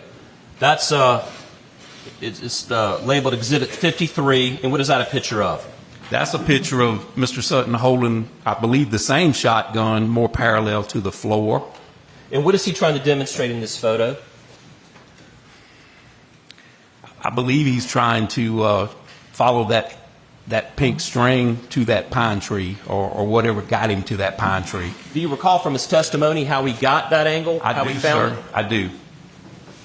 Mr. Sutton testified that he got to where he believes Paul was standing, and he got down and he peeped through the hole in the window, the one that he thought would match that corresponding defect in that pine tree, and he ran a string to that defect in that pine tree. Are they trying to determine the angle of the shot is exactly the way the shotgun's being pointed? Well, I believe they were trying to determine trajectory path of that projectile. What is flawed about this? Guys, with a rifle, you're talking about a single projectile, and most people understand the distinction. If you can find where it was fired and you can get a perfect impact, sometimes that'll give you an idea of the path of that projectile. With a shot shell, you're talking about 9, 12, or 16, in this case 9 buckshot pellets. They're packed in a shot shell with filler, it's like a styrofoam material. They're packed in a shot shell. When that cartridge, the primer of that cartridge is ignited and those pellets exit the muzzle of that firearm, they start to spread. We've heard a lot of testimony about that. They start to spread, and they spread in a cone. Okay, you got some at the top, some bottom, some left, and some right. And the more the distance becomes, the greater they spread. They're not like a mother duck with the ducklings right behind it and all the buckshot are in line. So you can't get a true trajectory on this shotgun. You can't even measure a true pattern, not even close to a pattern, with one pellet. So it's my opinion that pellet that definitely impacted that pine tree, that's the top of the cone. So you've still got a bottom and you've got two sides of that cone, and unfortunately none of those pellets were located. So, in your professional opinion, can you exclude a 6'4" defendant like Alec Murdoch, or anyone for that matter at that height, from shooting that shotgun at that angle? Absolutely not. When the defense expert says that the shooter has to be between 5'2" and 5'4", do you disagree with that? I do disagree with that, wholeheartedly. With what degree of certainty do you think they're wrong in their conclusions? I just think it's an unknown. I mean, there's many more variables you have to know. How the shooter was holding the gun. You know, how his proportion to legs matches up with body. I mean, that's something that we're all a little bit different. And unless you've got a video of that or someone tells you how they held a weapon, I think the notion that being able to look at this evidence and determine that is unscientific. You said something a minute ago. You said there's so much we can't know. Could the shooter have been running laterally? Certainly could have. Could the shooter have been running toward Maggie? Certainly. Maggie was certainly moving, correct? In my opinion, she was. Could the shooter have been on their knees? Could have been. But there's no way to know for sure, correct? That's an unknown, yes, sir. And because there's so many unknowns, there's no way the defense expert can definitively exclude a 6'4" person from shooting the rifle and the shotgun, correct? The defense.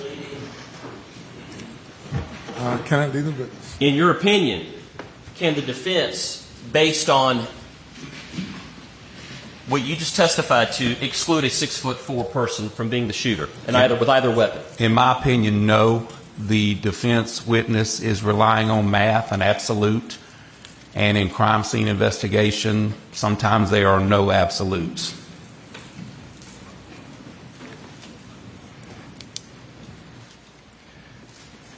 Dr. Kinsey, have you ever observed a contact wound to the head by a shotgun? Yes, sir, I have. How many times have you observed a contact wound to the head by a shotgun? After the fact, I've seen several dozen, maybe 3 dozen.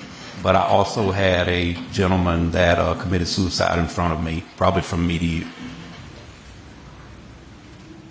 How many times have you actually seen either photos of a contact wound to the back of the head with a shotgun in your professional career? Probably a dozen. Out of that 3 dozen, probably 24 of them were suicides or someone taking their own life, probably a dozen execution killings. Can you describe for the jury what kind of trauma a face, and I know they've heard from a pathologist, but in your experience as an expert in crime scene forensics, can you describe the kind of trauma you have observed in your career with contact wounds to the back of the head or any part of the head? Yes, sir, I have. And specifically to the face? Generally speaking, whether it be a shotgun or a large caliber handgun, the result is similar. You feel as though the forehead and the facial features have went away, and that's a kind way to put it. They're actually there, but they've been shredded, and the pathologist can actually put those features back in place, or the majority of it. But looking at it, it looks like from the teeth up, the person went away. It's just a mess. Dr. Kinsey, I would like to show you what's been marked as State's Exhibit 486. Can you look at that and say if you've seen that picture before?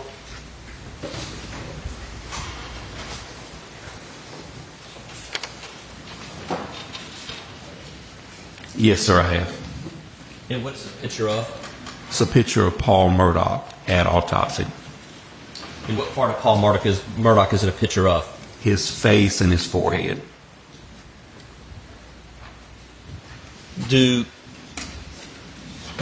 his face look like it suffered the kind of trauma you have observed in the past from a contact gunshot wound to the back of the head or any part of the head? No, sir, other than some red features from, falling on the cement after the fatal shot, and some blotching to his skin. His face looks fairly normal to have gone through what he suffered. And I'm not going to publish the photo again because I think people are tired of seeing it, but I do need for you to describe what kind of things you've observed with the eyes and the bones with people that you've seen that have been struck or shot in the back of the head at point blank range. Yes, sir. Well, it's not always the back. Now, I've seen some from the side also. From any but angle. yes, sir. Generally, like I said, it looks like the facial features have gone away, or they've at least changed drastically. A lot of times you will get large blood pockets or contusions under the eyes if the eyes don't pop out. A lot of times the eyes will pop out and they'll be on what's left of the cheeks. The facial bones, you can grab them with a gloved hand and you can move them around.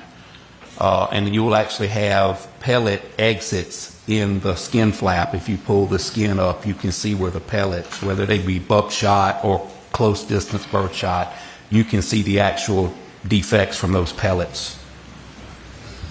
Based on your training and your many years of law enforcement experience, are the wounds suffered to Paul at the back of the head consistent with a contact shot to the back? Absolutely not, in my opinion. Okay, Dr. Kinsey, we'll move on from that for just a second. You were here yesterday, correct? I was. Did you have the opportunity to observe, I want to say his name correctly, I believe it was Tim Pombach? I did. He was a crime scene investigator who was qualified as an expert for the defense. Isn't that right? Yes, sir. Okay. I would, he came up with two significant conclusions, you could say three, about how Paul was shot at the feed room. Do you remember what those were for this jury? The big one that I recall is that Paul was shot in the back of the head with a contact wound. And the other one, the strikes in my mind, I don't know, the shooter passed him and shot him from inside the feed room. Those are the two big ones that I recall.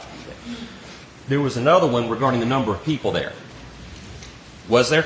The thing about two shooters, yes, sir. Okay. We'll get to that in a minute. I would like to... Doug, can you get the Elmo up?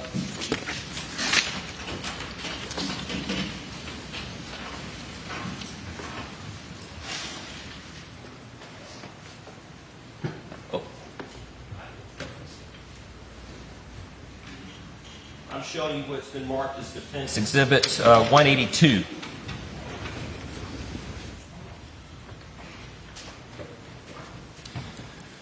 What's that a picture of? That's a picture of that expert with his hands cupped opposite the hinges on the door frame. Okay. I want to leave this picture up for a moment because what is the direction that the picture was taken from? From inside the feed room. Facing what direction? Outside the feed room. Okay. Now, you had an opportunity to hear the defense's theory on how Paul was shot, correct? Yes, sir, I did. I would like to demonstrate that with you right now. Yes, sir. Can you walk us through the defense's theory as you understood it to be? Yes, sir, I can. Your Honor, for purposes of this demonstration, I don't know if the court would allow it, but it'd be nice if we could open this door. I want to make sure that there's security here, but if we could have that door open just for a minute or two.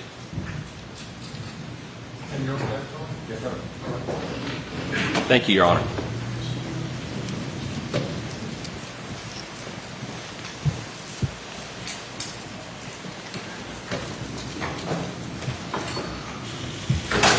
I'm grabbing what's marked as State's Exhibit 4, which is a camo Benelli Super Black Eagle 3 shotgun 12 gauge. We'll use this for the demonstration, so step down.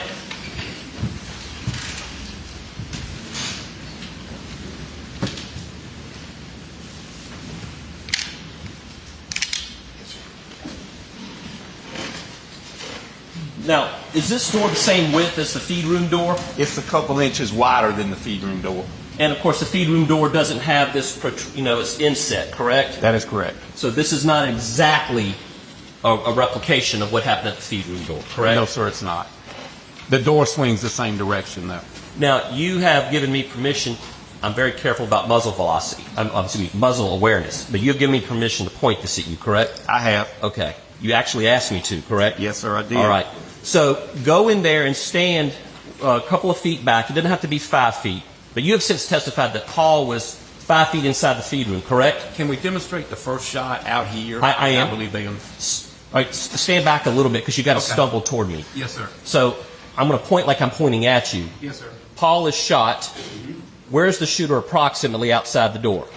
The breech face or the ejection port of the shotgun is just past the door frame.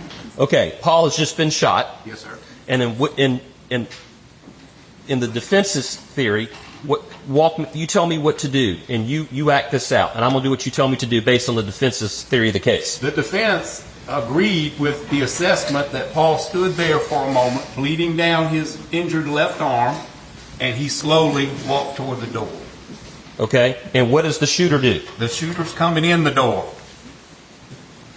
And then what does the shooter do? He shoots Paul in the back of the head after he passes him. Okay, and then shoots Paul in the back of the head like this, and where does the blood spatter go?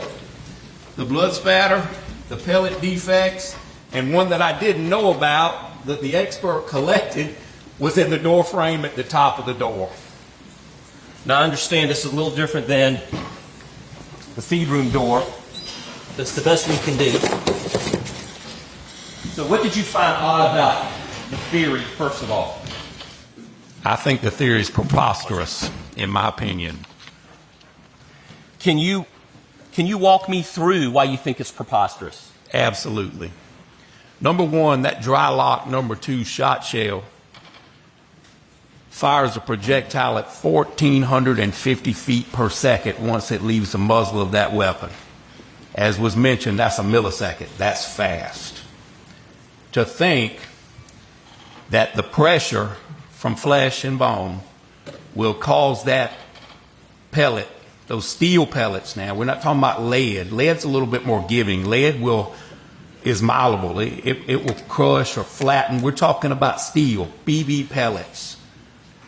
They will turn around because of the pressure, go back the opposite direction, 180-degree direction at enough velocity to dent a steel exterior door and embed in the door frame.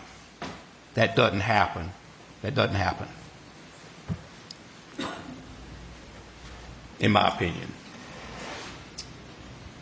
I don't know if you mentioned this earlier, but can you talk about, make sure I get it right. And can I add? Please do. Also, there's no defects to the OSB or the T111 siding in the bottom of the room. All right, wait a second. You said a lot right there. Yes, sir. TS what? TS111. It's like a exterior paneling that people put on their buildings. That's what's on the building. For all us city boys, we appreciate you describing that. Thank you. Yes, sir. It's a whole other paneling. There's no defects at the bottom. And if that theory is correct, if this is an entrance and this is an exit, the shot still had to go somewhere. There's no defects down there on anything. The door frame, as I mentioned in my previous testimony, the door frame has a clean void. That would be perfectly in line with those shot from that shot shell. There's no cracks, chips, pellet holes in the cement. There's nothing in the OSB. That's cheap plywood. That's man-made plywood. There's no defects in the plywood. There's no high-velocity blood spatter on the floor. What was pointed out to you is medium velocity, and that's from coming out of the wound and gravity bringing it down to the floor. You would see a pattern on the floor just like what you can see in the photographs at the top of that door. None of that's there. So I have to look at the science, and I have to look at inertia, and I have to look at that shot shell and how fast that shell is propelled out of that barrel, and I know that it can't turn around 180 degrees and go back the other direction. It's not like blood and tissue. We're talking about steel pellets. Dr. Kinsey, are there studies on percentages of blowback when you're shooting into someone? There are. And based on your expert opinion, what percentage of blowback would come back at a shooter if they were able to shoot at that angle? Well, I don't think there's any definite but what I read is 8 to 10%, except in, like I said, it's not an absolute every time, but 8 to 10%. Remember, the most of your force is going out the front of the barrel. And a moment ago, you were just talking about the defects and all of the trauma that would have happened to the paneling and the floor. Can you point on this photo with the dowel stick behind you for the jury? I just want them to see in this photo.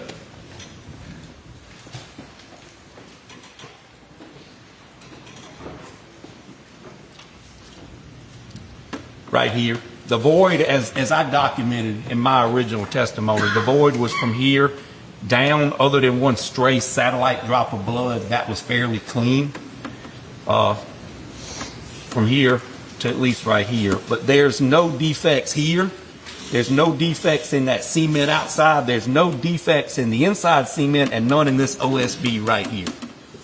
And that was still there when I did the tour. They ripped out all the shelving and some of the insulation, but this was still there.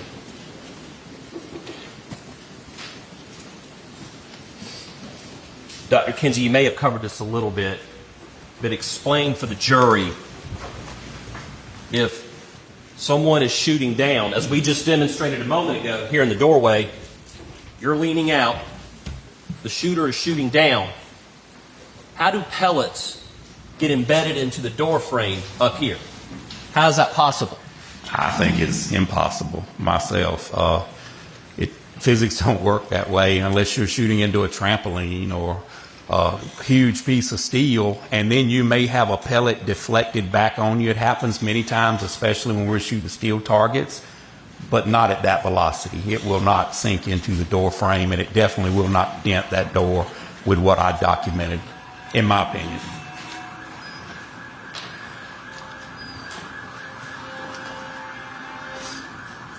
What is the restate for this jury what the defense's theory based on that blowback that would have exploded into the shooter's face here behind Paul? Explain for this jury what the defense's theory is about how that shooter would have been injured. The defense expert testified that that shooter would be most probably incapacitated from blood, bone, and body fluid, and there was a high likelihood that he was injured by those pellets. Dr. Kinsey, in your expert opinion, is there anything awkward about a shooter standing outside going into an enclosed area to turn around and shoot someone from enclosed? Is there something weird about that to you? I can't figure out the methodology of a shooter. I've never done any crime like that, Mr. Wilson, but I don't see, if we talk about common sense and everybody's mentioned the totality when they don't have an answer for something, it's always, I looked at the totality, but I don't see any reason for someone to squeeze up past one victim in this doorway to go inside to shoot him back out. And if he did, if that scenario did happen, that doesn't explain all the pellets that are in the floor of the feed room that we've heard testimony to as to why law enforcement didn't clean those pellets up. If it happened the way the defense expert says those pellets would be out here in the yard, they would not be inside that feed room. Dr. Kinsey, you ever had a chance to review the case file on this particular case and observe the defense testimony from last week? It's two separate things. Yes, sir, I have reviewed our case file.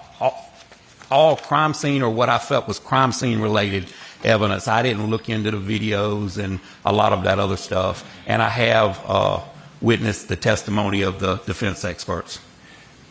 Are you familiar with what the investigation has determined about the tool marks found on the 300 Blackout shells found around Maggie's body and the tool marks found on the weathered 300 Blackout shells found way up by the house in the flower bed? Are you familiar with that? I am familiar. And what do you know about that? The examination. Scope of our case, it's going into completely new information. Their ballistic experts already testified. We didn't present a ballistic expert, and now they're parading him as a ballistic expert. Your response? Your Honor, their expert said yesterday, about an hour and 9 minutes into their testimony, that it would be impractical for one shooter to bring in two long guns. It has always been the state's theory that the shooter owned both guns and had them on him. So we're rebutting what the defense expert said. The objection overruled. Please answer the question. Can you ask Dr. me Kinsey. again, Mr. Wilson, please?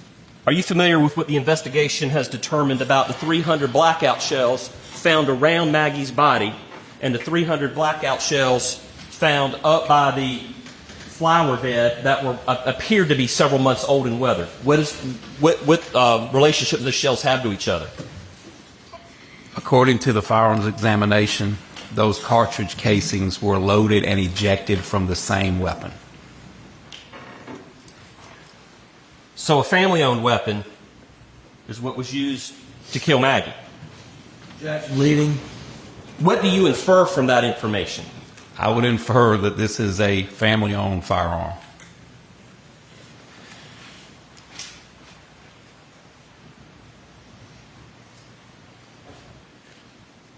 There was some testimony yesterday, Dr. Kinsey, about, well, it was from the defendant's brother, Mr. John Marvin Murdoch. And it related to the following day, he came upon the crime scene. It had been cleared, and he saw how the crime scene was left. Can you explain? You've been in law enforcement for how many years? 30 years. Well, over 30, but 30 years getting paid. And you're the chief deputy at a sheriff's department? Yes, sir. Orangeburg County Sheriff's Office. Just to clarify some things, can you explain normally or traditionally how crime scenes are cleaned up for this jury? Is it the responsibility of law enforcement, in other words? No, sir. There are private companies that are contracted through SOVA. Well, it used to be SOVA. The name's changed now, and I'm sorry. What does SOVA stand for? It's Victims... State? It's the State Office of Victims Assistance.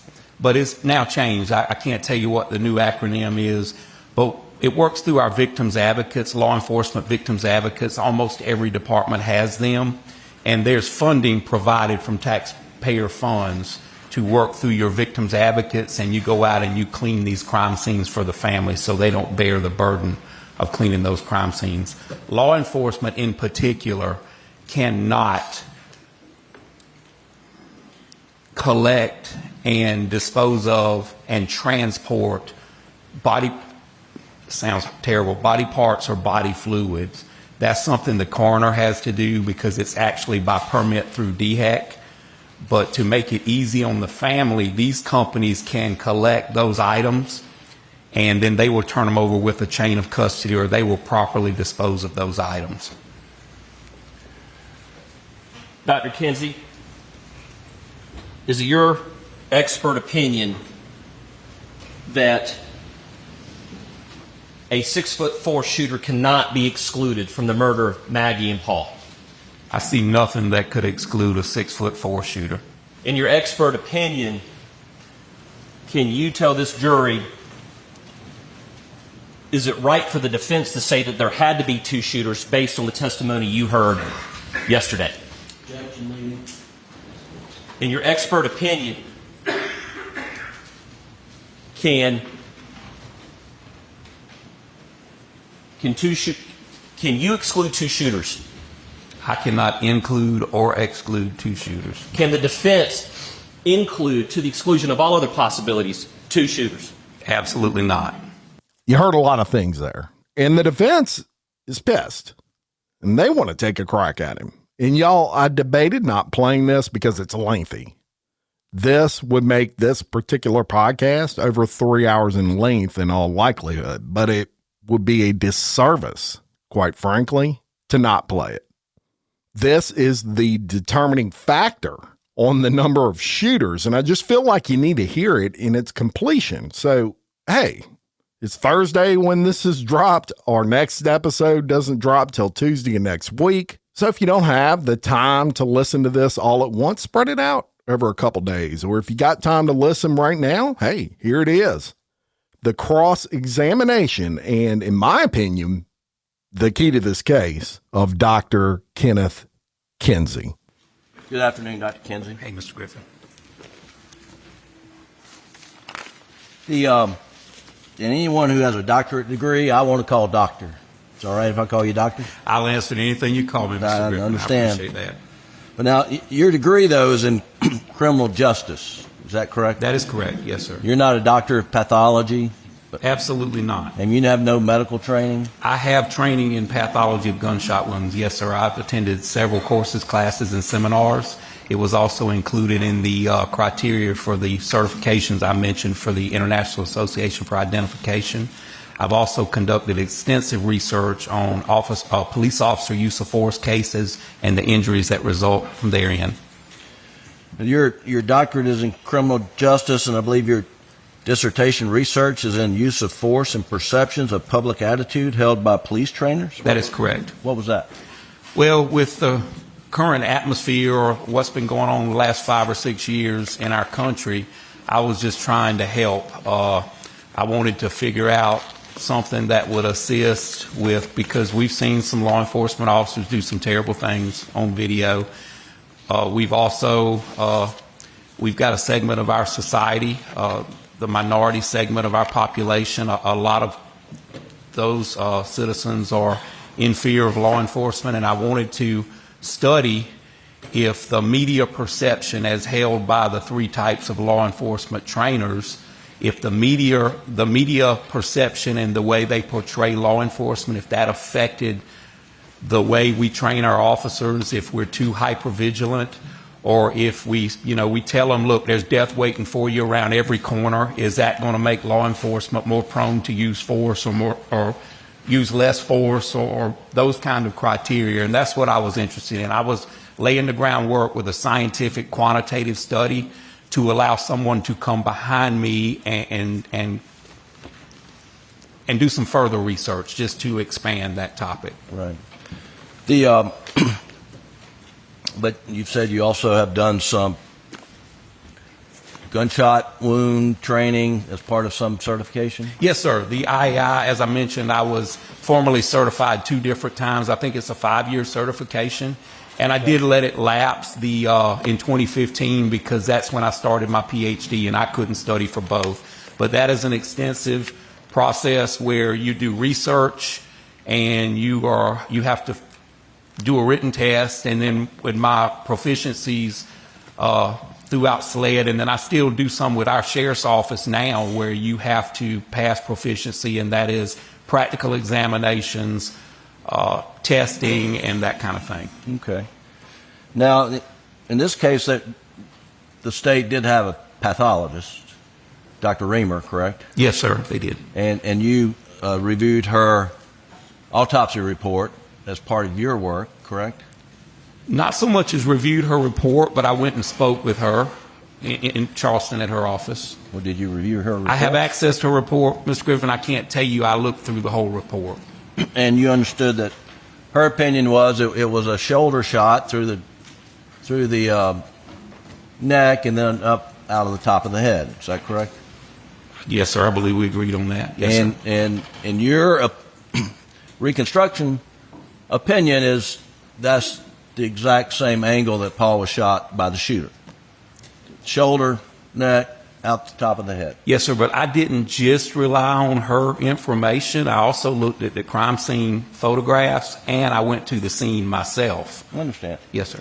But, and then did you hear Dr. Eisenstadt, his testimony? I did. Now, you worked with SLED, did you not? I did, yes, sir. Dr. Eisenstadt worked for GBI, correct? Yes, sir.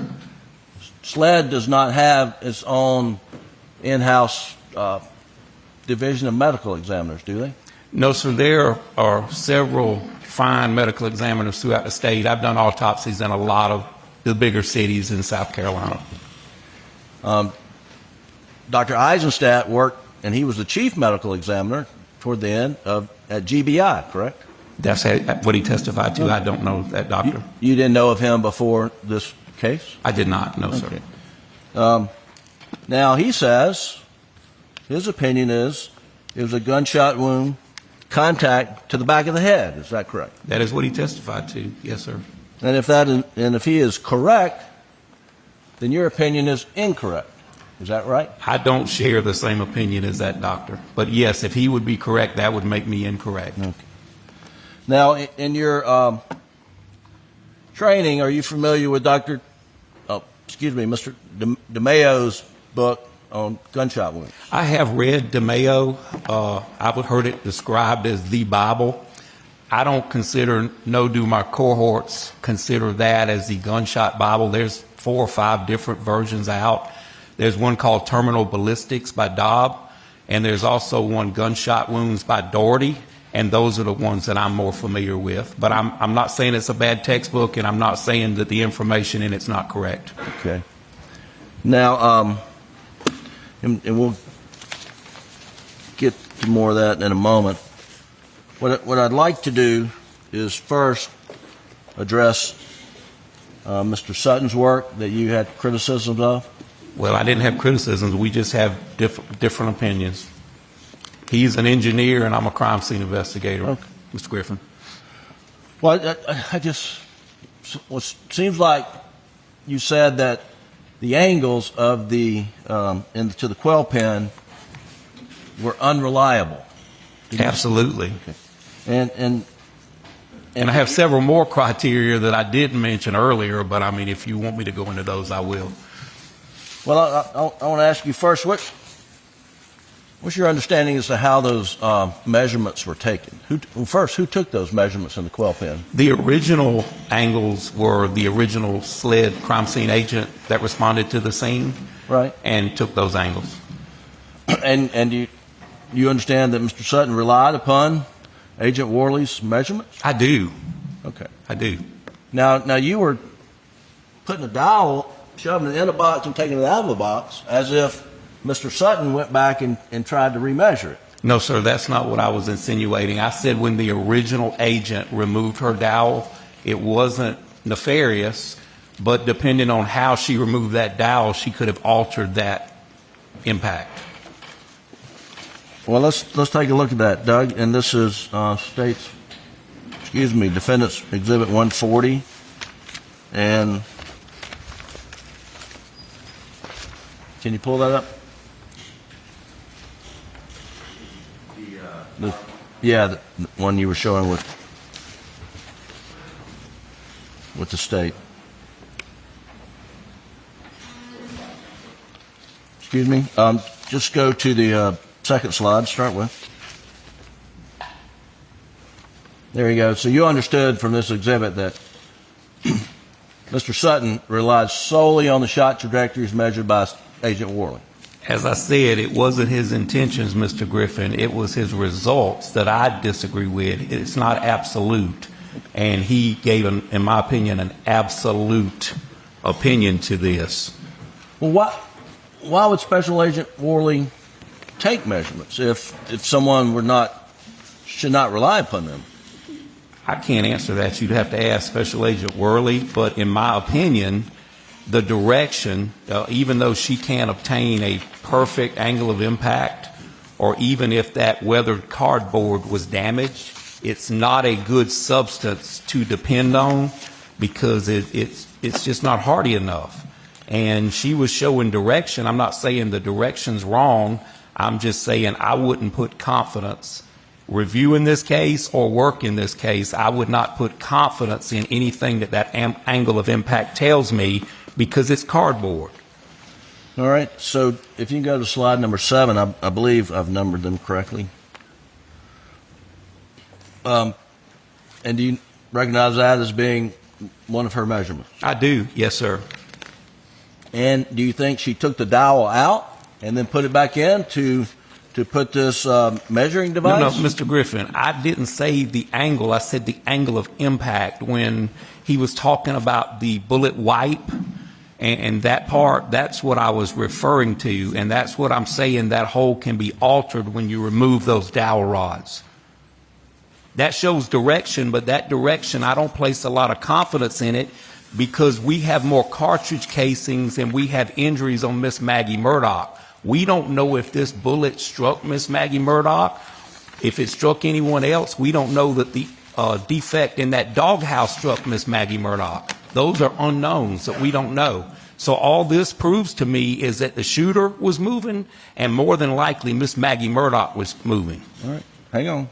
So Doug, if you'll back up one to number 6. So are you suggesting that this photograph, number 6, taken by SLED, Agent Worley, that was taken after the dowel was removed or before a dowel was put in Mr. there? Griffin, I don't know.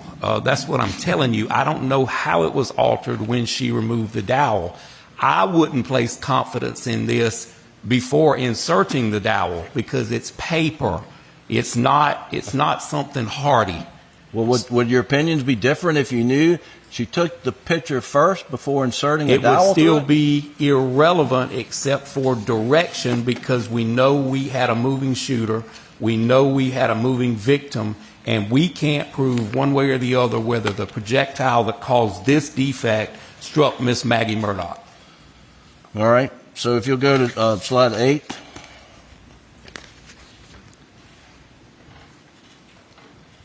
Again, this is Agent Worley's measurements of a dowel in the hole. Is that correct? Same picture. Yes, sir. Well, let's go to number 9. It's a little closer. And is this measuring up and down or left and right? Horizontal or vertical? That is up and down. Okay.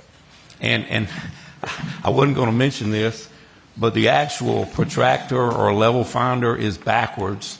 It would be a much more confident angle if the flat edge was up against the substance, but I wasn't going to bring that out. And SLED did this, not... SLED did that, yes, sir. But I don't know what her intentions were. Like I said, she could have just been trying to show direction. I don't know that, Mr. Griffin. Well, this is direction, but it's up and down direction, right? Yes, sir. It's showing angle of impact also. Right. And if you had confidence in the angle of impact, you could do, whether you're doing it with a ferro system or just, the old-fashioned way with some sort of colored twine. I mean, it's a legitimate way to determine shot angles. I don't know what it would prove, and I've run it through my head a million times. I don't know what more it would prove other than you've got a moving victim, you've got a moving shooter, and that at some point in time, Miss Maggie Murdoch was over there in the vicinity of that quail pen. And we know that because we identified that tire tread impression on her leg as being from that Polaris or another tire just like it. Okay. So I know that already. So if you go to slide 12, please, which is Exhibit 70. So you know that this shot angle through the quail pen also went through the feed room. Through the shed, through that wooden wall. That wooden wall there, correct? I don't think I observed a photograph of the inside of the shed. I may have, but I don't believe I ever observed that. Well, do you see number 12 going all the way through? This is the dowel that goes from the outside, the inside, and then on through the back side of the quail pen. I see it being held up by the cardboard and the rabbit wire, but I don't know what's behind that cardboard. You're unaware that it actually went through the wood there. You didn't know that? I do not know, and like I said, I don't see what it would prove. I don't see any more that it would prove than you've got a moving suspect and a moving victim. Well, if the measurement included going through fixed wood siding, that would give you more confidence that the angle is accurate, would it not? Yes, sir, but the angle itself will prove no more for me than direction, because what this proves to me is at some point in time, Miss Maggie Murdoch was close to this quail pen. If this shot is related, and I have no reason to believe it's not, and my shooter was moving, my victim was moving. I don't know forensically what else that can prove. Well, you can certainly measure the angle of the bullet entrance to the quail pen and calculate backwards to see where that shot was fired from. You could, yes, sir. And that's what Mr. Sutton did he not? He did, and I never disagreed with his direction. I'm disagreeing with his final analysis or his final result that you can judge how tall a shooter is without knowing a whole lot of other variables. Well, you understood that Mr. Sutton said that the gun, the barrel, was somewhere on that line to make the shot angle. Moving back and forth on that line. Yes, sir. Yeah. I heard his testimony. And that he picked a spot and said if you put the gun at a hip level to get on that line, he used a 5'2" person as an example. Exclusively, yes, sir. I do. But he did not say the person had to be 5'2", did he? I mean, we all know it could be dynamic. A 5'8", 6 foot person can get low. What I gathered from his testimony is it was his opinion that only a person in that height range could have fired that weapon. That was my opinion. Well, his opinion was that it would be a shooter at 6'4", it would be an unnatural position for them to fire at that low of a level. And that's the part I disagree with. I don't know how Mr. Sutton could publish an opinion about what's natural or unnatural. Well, if it's someone's 6'4" and the muzzle of the gun is being fired at 28 inches off the ground, I mean, the 6'4" person either's got to get down on the ground or hold it down below their knees. Isn't that correct? I have demonstrated several different ways, depending on distance and height, that a shooter can shoot. We don't know. We don't have a video of it, Mr. Griffin. Right. But Mr. Sutton's methodology, I think what I'm hearing you now is you don't have a real dispute to his methodology. He's an engineer. Yes, sir. Okay. What you dispute is the accuracy of the angle coming out of the quail pen because of the construction being cardboard. Is that right? Yes, sir. I said that if I was investigating that and even reviewing that case as a consult, I put little or no confidence in that angle of the impact of that cardboard. Now, I put much greater confidence in the one for the dog kennel. Okay. Well, let's see if we can. You mentioned you had a fair amount of confidence in at least one of the angles coming out of the quail pen, right? Left to right? The direction, yes, sir. The direction. Mm-hmm. And so let's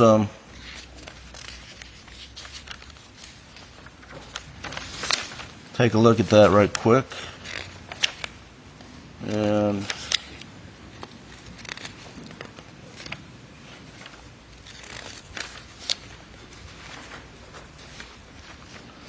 Doug, if you'll go to Time. Please go to the jury room. Please do not discuss the case.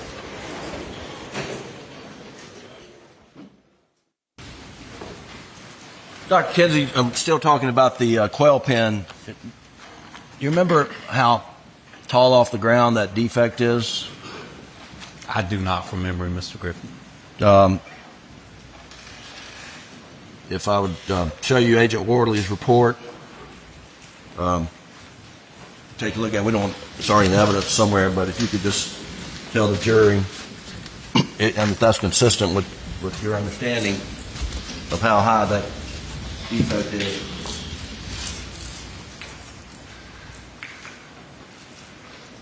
4 foot 2 inches?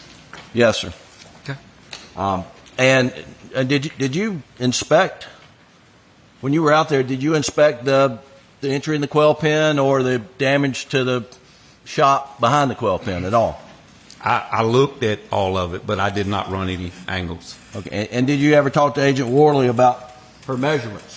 I did. Yes, sir. I did interview Agent Worley about her work on the scene. When was that? Back the first or second week of December at the New Sled Laboratory. Okay. I can give you an exact date if I look back through my notes. I don't need that. Okay. But are you being compensated for your time? I am. Yes, sir. And how much have you been paid thus far, and how much you hope to get paid before it's all said and done? Well, I'm a Baptist, so if I didn't charge something, my friends and family would talk bad about me. But my retainer is $2,500, and I have a flat $100 an hour rate. And when I added it up, I was up a little over 100 hours. But I ended my retainer myself without anyone asking me to do a little over a week and a half ago. and I'm now working off of a mutual aid agreement that my sheriff's allowing me to do that, Sheriff Leroy Ravenel from Orangeburg. Sure. So I'm not charging anything from a little bit before last week on. So 100 hours, $100, is that? That's roughly, I have expended roughly, not all of it was daytime, but if I take off, I have to use personal leave from work to do this work. So roughly 75, 80 hours I have used of time from work. Okay.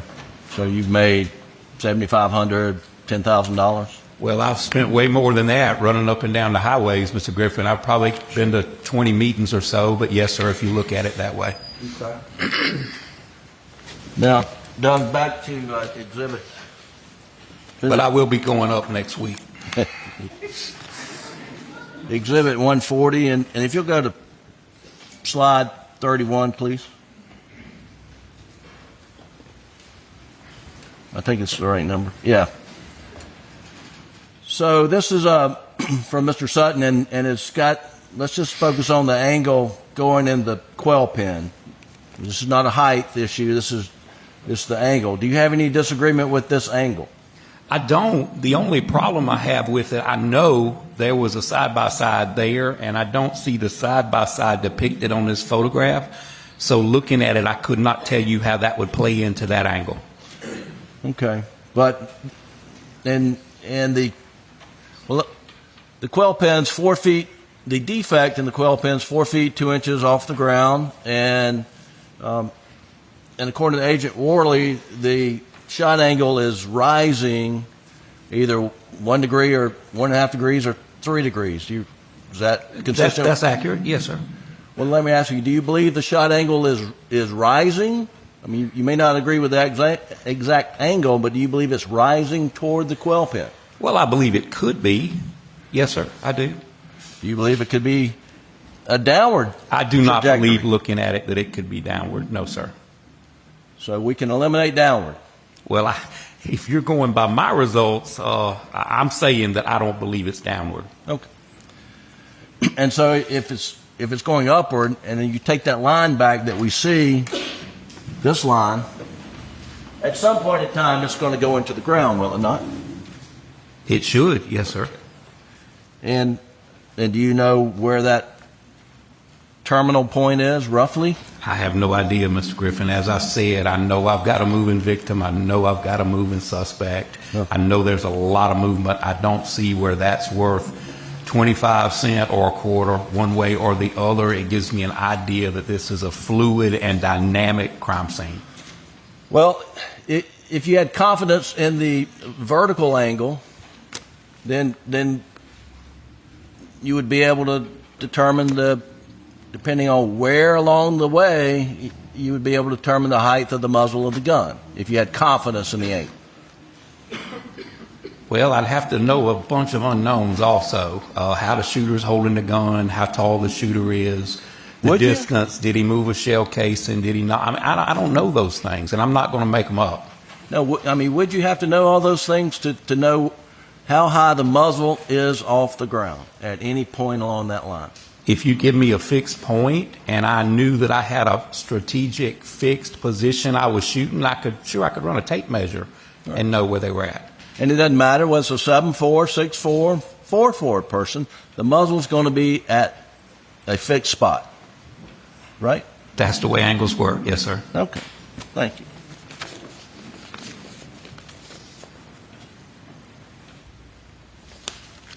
Now, on this Faro, and Faro is the SLED does Faro work, do they not? Yes, sir. And it is the state-of-the-art technology in scanning and getting measurements? It is the new thing. We use the sketch pad and a pencil, but I do understand the technical part of it.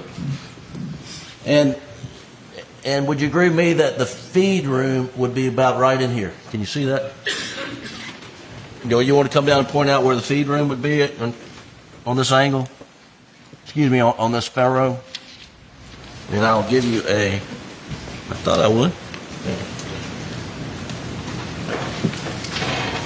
I believe it's right.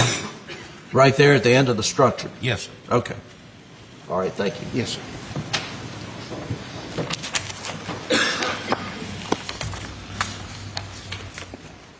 And I guess you don't have the measurements, but do you know roughly how far this line, this angle would be away from the corner of that structure? I have no idea, Mr. Griffin. You've not done that math? No, sir, and I saw no need to if all the shell casings are up here by the shed. Okay. All right.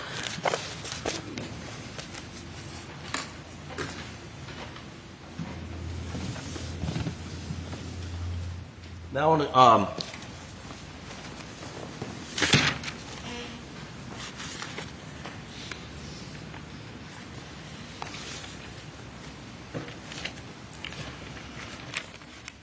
want to go back to Paul and his injuries, and the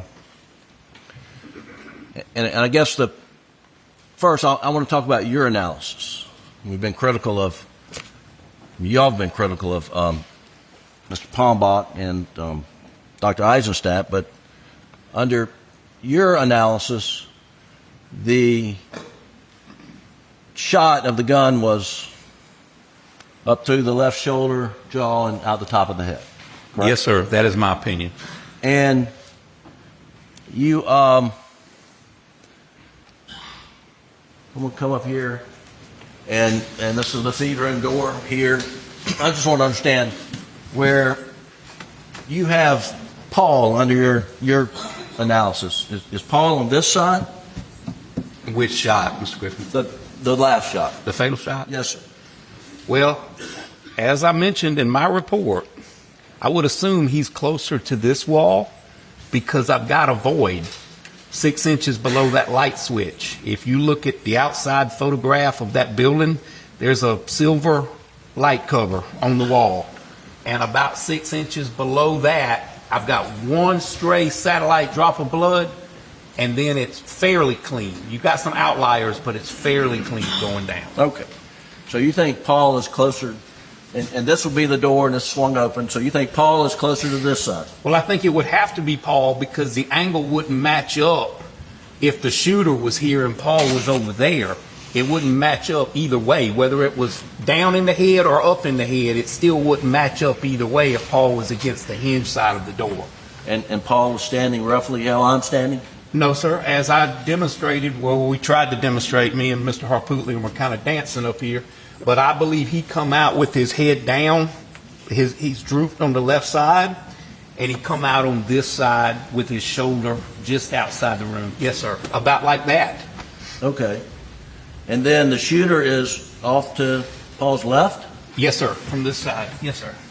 And the shooter has a shotgun, right? Absolutely. And he is some 2.5 feet away? Well, I mean, the barrel is 2.5 feet away? That's what Dr. Reamer said. Yes, sir. What do you say?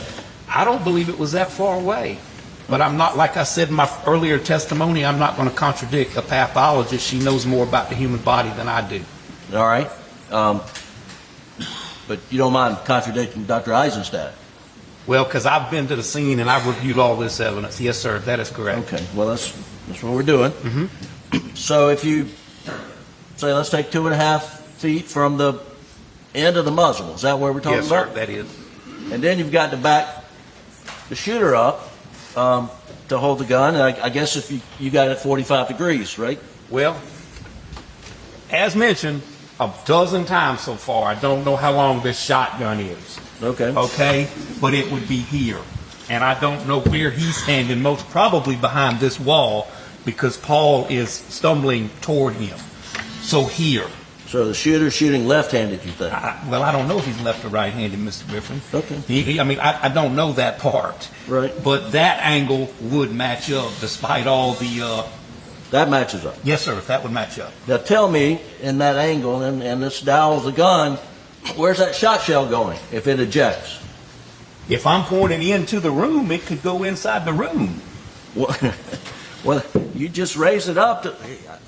I mean, that's under your angle. But I'm behind the gun. I'm behind the gun, so that's going to push the weapon out a little bit. The ejection port's on the right, so the shell could easily end up in that room.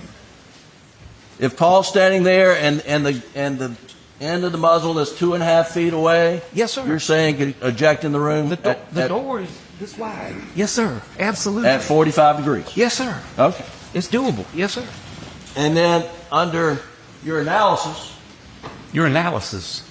Your analysis. Oh, my analysis. Okay. Your analysis. Yes, sir. We're not there. We're not there. We're still in court. The shot's going up through Paul, chest, jaw, out the top of his head. Yes, sir. Number 2 bird shot.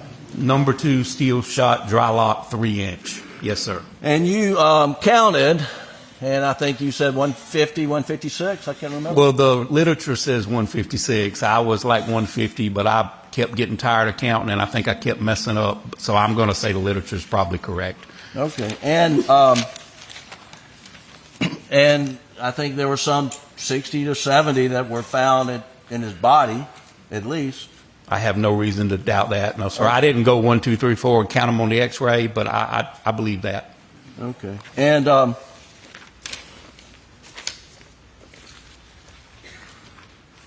Doug, if you'll pull up, please, Defendant's Exhibit 188, which is in evidence.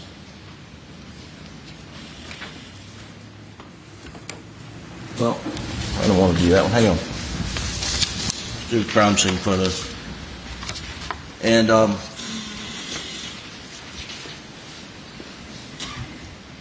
folks, this is going to be a sealed exhibit, so please cover your monitors.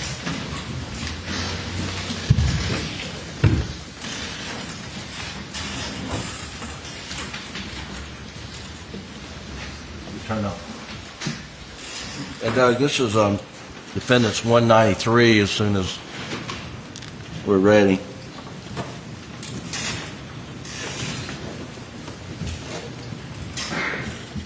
So you tell us, you recognize this photo? Yes, sir. And this is the door? Yes, sir. And this part of the door is blood spatter? Yes, sir, it is. And then there's hair? There is hair. There's a little bit of bone, and there's some other body tissue. Okay. And there, you think, where is Paul in relation to the door at this point? He would be right where I showed you, off at 135-ish, give or take a few degrees, closer to this side, so you could make that angle. You can look at the directionality in the blood and tell which direction it's going. Okay. And coming out of the top of his head would be 75 steel pellets? Yes, sir. That's no other way for him to get out. Yes, sir. And you went out there and you found one indentation. Well, it's an indentation, but that is a little deceptive because you can see the paint damage to the top of the door. One indent is what I found, but I said bullet defects. The S got dropped from that. But if you zoom in on that, you can see where the paint was just disturbed around that indentation. But one proves it didn't go back the other direction, Mr. Griffin. It doesn't take a lot. So if you'll pull up 188, the defendants in evidence 188, and this is not under seal. 188, please. And zoom in on the indentation. There's actually several if you, right. You're cutting in on that one, but. So you say there are more defects on the door? Yes, sir. Did you document any defects that you observed on the door? I got them in a photograph. I can show you. Okay. What other documentation did I need to do it to verify that that's the same door? No, I'm just talking about other pellet marks on the door. There are other pellet marks on there. Yes, sir. You just cut that one down, but if you move up a little bit, you can see the little indentions right there in the paint. All right, back it up, Doug. Right above the hinge. Right here. 1, 2, 3, 4, 5, 6, 7. Okay. There's several of them there. And then you see this pellet here in the... I did not see that, but I'm vertically challenged, and I wish I could have looked up and saw that pellet, but I did not see that pellet lodged in that door frame. But I'm glad, Mr. Palmbach, however you say his name, I'm glad he found it because that even proves my point a little bit more. Well, I want to ask you, according to your shot angle, how would a pellet get there? It's really? I mean, the cone. It's a cone, Mr. Griffin. I've already described how a shot pattern works. It's a cone. So this missed his head, you think? No, it come out of his head. Okay. And the ones in the floor in the feed room probably also come out of his head. They bounced off that door, the OSB, and in the feed room. Okay. And so you believe that this pellet that's in the door jamb came through his shoulder, through his neck, out the top of his head, and ended up at that location. Well, it didn't turn around and come back out the top of his head. Yes, sir, I do believe that. Well, now you said there's blowback, 8 to 10%. What do you mean? You testified earlier there's blowback about 8. If someone is behind the stock of a long gun and you shoot someone within distance to have high velocity spatter come back at you, it's going to be 8 to 10% of what's in front of the gun is going to come back at you. And a lot of the literature supports that. Well, were you, I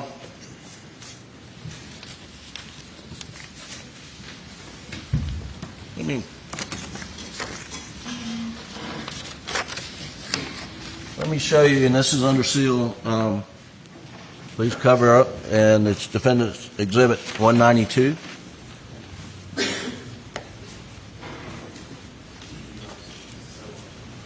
Under seal, 192.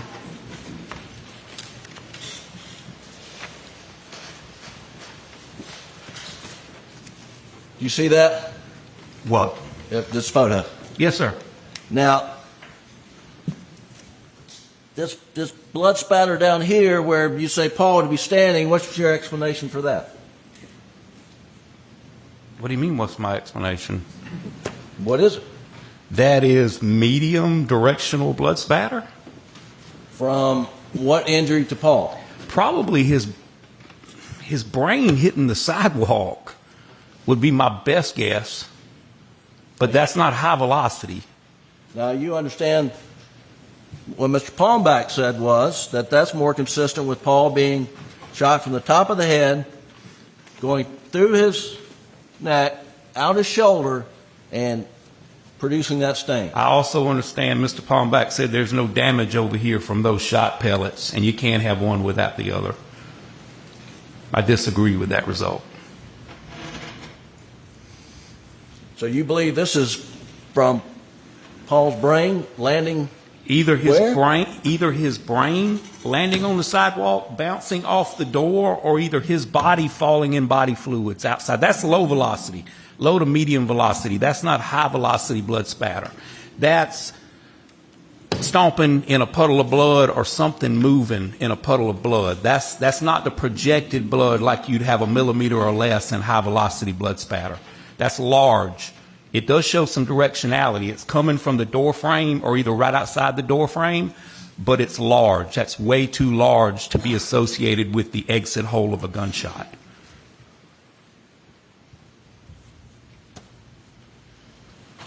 So you understand his brain landed feet outside. I do understand, Mr. Griffin, but I also know his brain made contact with that door and the top of that door frame before it landed. And I know gravity works and brings body fluids back down to earth. Okay. You got one or the other, either that or when he fell in existing blood. That is low velocity. Like I said, that's associated with something in a puddle or something large. That's not associated with a gunshot or high-speed machinery. Now, would you agree this is a voiding area over here on the door? I wouldn't agree it's a void area because I don't see the outline of shoes, or I don't see the outline of a implement or the outline of anything else. I would say there's more concentrated blood droplets over here on the side opposite the hinge, but I would not necessarily agree that's a void area. I see downward spatter on the door right here. For it to be a void, that would have to be absent blood. Well, you see a little bit. I do, yes, sir. But you don't see very much blood on the door. Not compared to the other side. You're correct. Okay.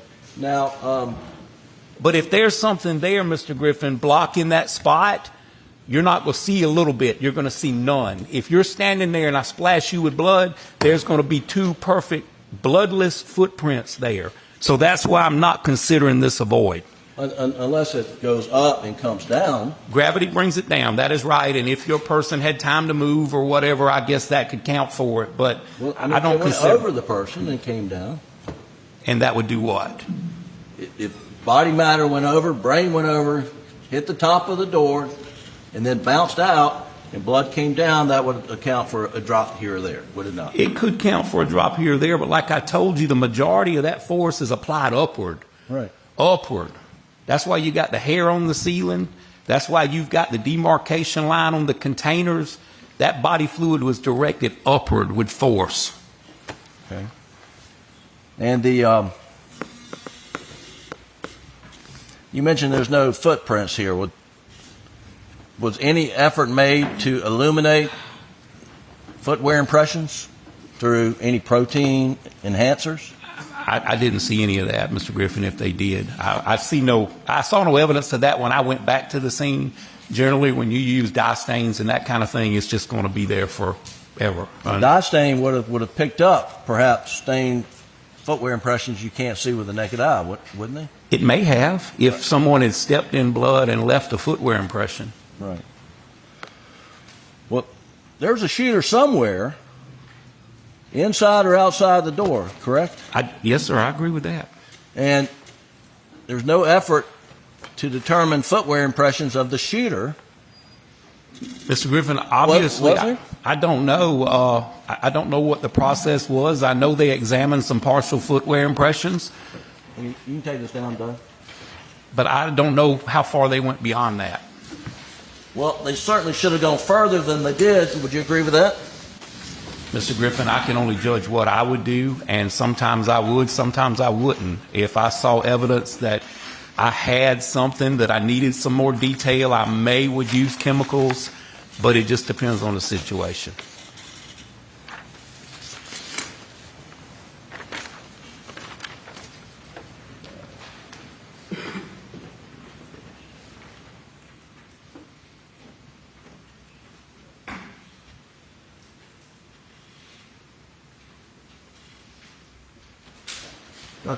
Kinsey, I'm going to show you what we marked as Defendant's Exhibit 197 and 196. And I'll ask you first, 197, do you recognize that as essentially a picture outside the feed room door? Yes, sir, I do. And Your Honor would move 197 into evidence this time without objection, I believe. Without objection. Are you offering both of them? Yes, sir. Any objection to either? No objection, Your They're Honor. both admitted. All right, and 196.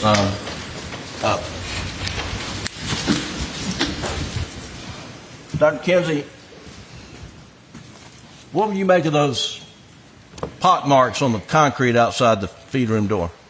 I don't know, Mr. Griffin. I don't know what they are.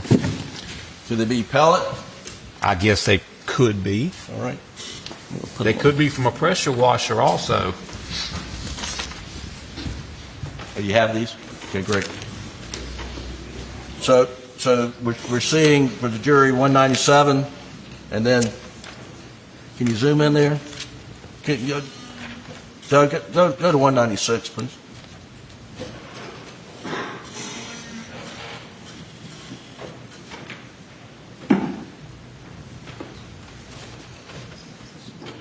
So those could be from a pressure washer, and those could be from a number 2 birdshot pellets, correct? Well, I don't know. I have to see the cement everywhere else to see how it's weathered.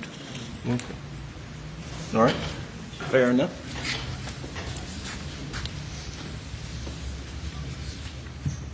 Now, last few questions. You mentioned that that you had seen some 12 execution-style killings with contact wounds to the head. I said I've worked about 3 dozen total. Probably 12 of them were homicides to the head. the execution thing, I don't know if it's execution or just contact, but I would say it's self-inflicted as opposed to someone else doing it. Well, so let's get it right. 36 total. I thought probably 3 dozen total. Yes, sir. And 2/3 of that was probably self-inflicted, so that would leave 12. And self-inflicted are usually under the chin and the mouth, on the side. Well, the one that I witnessed was to the forehead. To the forehead. Yes, sir. Now, of the 36, how many were shotguns? No, I've worked a lot of self-inflicted gunshot deaths. I was saying shotguns. About 3 so dozen. 36 shotguns. Yes, sir. Roughly 12. And a couple of them were accidents too, but yes, sir. Okay. And the and how many involved number 2 birdshot? I don't recall. I had some with birdshot. I don't recall if it was number 2, 4, 8, 9. I don't know. And how many were to the back of the head? A dozen, probably a dozen, were to the head. Contact either the back or the sides, or the one I told you about in the front. Okay. And any of those, did the brain evacuate from the skull cavity? I have seen them. I have seen the brains come out. Usually that was from one here. I'm not going to say I haven't seen it. I probably have seen it. But most definitely, like I said earlier when I described it, it looks like it goes away. It's really still there. It's just not something you can quantify. I mean, it's just a mess. That's the only way I can explain it. In your career, have you ever worked a case where a victim's brain had been evacuated the way Paul's was in this case? Yes, sir, I have. And tongues also. Tongue and brain, I have seen them. Yes, sir. And were those self-inflicted? Both. Okay. Yes, sir, both. And you're talking about shotgun? Yes, sir. Okay. Shotguns. And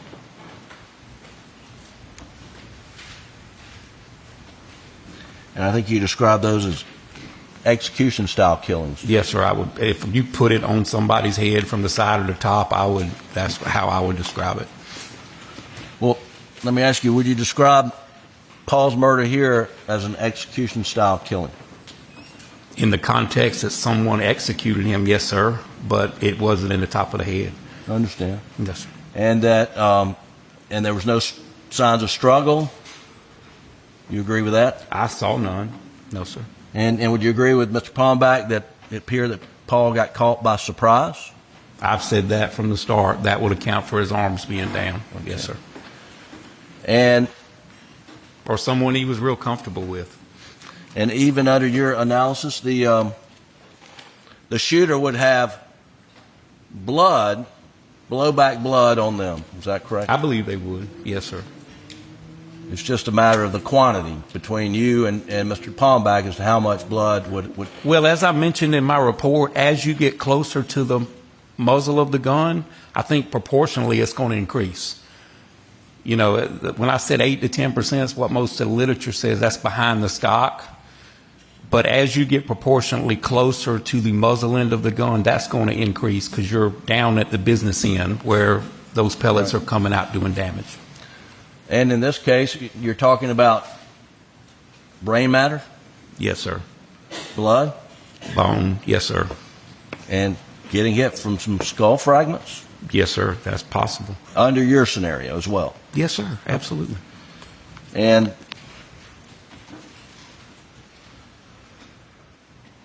lastly, how many murder have you worked where one person brings a high-powered assault weapon that has a magazine capacity of 20 or more rounds, and a shotgun with maximum capacity maybe 3 shells? Well, I have worked multiple murders where the available weapons there were used and several calibers were used, but I can't tell you from memory the other ones. Logically, it would make sense that if you're going to go kill 2 people and you have a high-powered weapon with a high-capacity magazine, that was all you need to do the job, right? Well, if the weapon's available, Mr. Griffin, if it's there and it's available and maybe it wasn't something that I put a lot of thought in, I'm probably going to use whatever's available. Well, here we know there were 2 weapons available. There was a 12-gauge shotgun and a AR-15 style 300 Blackout. Yes, sir. And both were used. Yes, sir. And there was sufficient capacity in the 300 Blackout to kill both Maggie and Paul, correct? Well, in a perfect scenario, a shotgun is what I would want at night with moving targets. But in a perfect scenario, a young man doesn't take a double-aught buckshot to the middle of the chest and walk away from it. So I don't know. I don't think like that. I don't know. But in the dark, I'd rather have a shotgun than that rifle.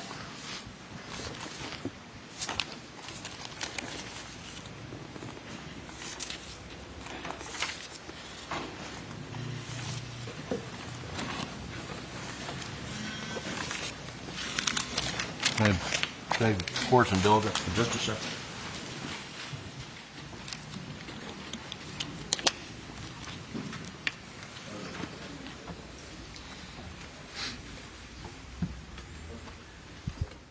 One more line of questioning.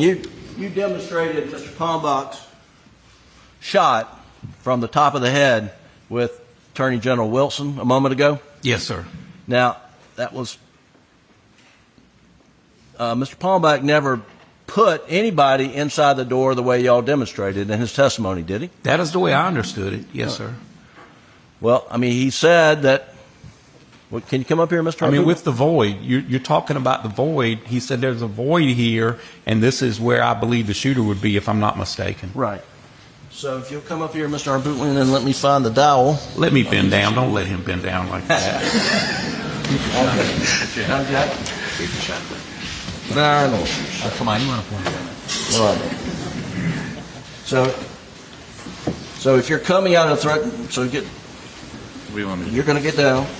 Down? Yeah, get down. Almost to the ground. And over like this? Farther. All the way. Yeah, you probably need to get down further, but you probably can't do that. But the shot to the head as he's coming out, right? Or boom. He'd have to be twisted this way for it to work out with the arm if that was the... Okay. Yes, sir. But that's fine. That's fine. But Mr. Palmbach never said that they passed in the doorway, did he? He might not have said those words, but that was my inference, that there's a void there. And when he's in the picture holding his hands here, Right. I took that to be Paul's head. So that's... All right. Well, okay. Did you not understand when he was in the picture there? He was demonstrating what your angle had to be to make it work. Well, I wasn't in the door with my angle. I understand. Yeah. I understand. Okay. All right. Thank you. Yes, sir. That's all we have. Thank you. All right. Briefly, Your Honor.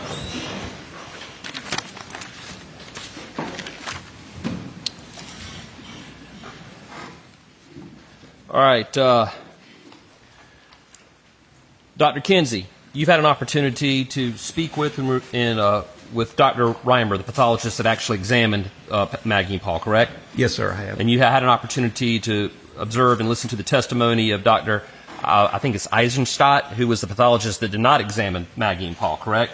Yes, sir, I have. You've also had an opportunity to go to the crime scene and observe the feed room, observe the areas where both Maggie and Paul were murdered, correct? That is correct.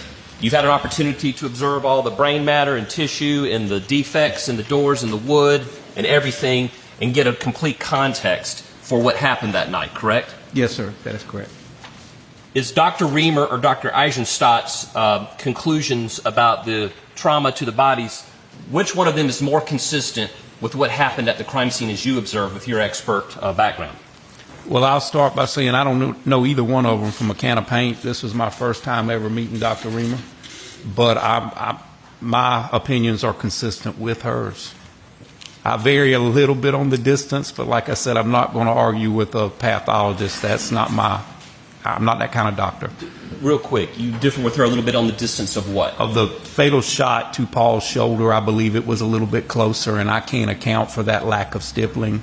But other than that, her opinions and my opinions are fairly consistent. But that would not change, that difference of opinion would not change your conclusions either way. No, sir, they would not. For the sake of this redirect, let's assume for a moment that the angle of impact and the direction that the defense posed were accurate. Are there other variables that the defense expert didn't account for that could change the height of the shooter? Well, as I demonstrated, positioning, distance, height, the way you're holding the weapon that could place those cartridge cases there. It's nothing uniform about it. As I said, it's static and dynamic. So the shooter is running around and the victim is moving, correct? Yes, sir. It's chaotic. Yes, sir. It's crazy. Yes, sir. I would imagine it was. There's no way to know, unless you were there, how the gun was being shouldered, where it was being held, the angle. There's no way to know that. I have no way of knowing that.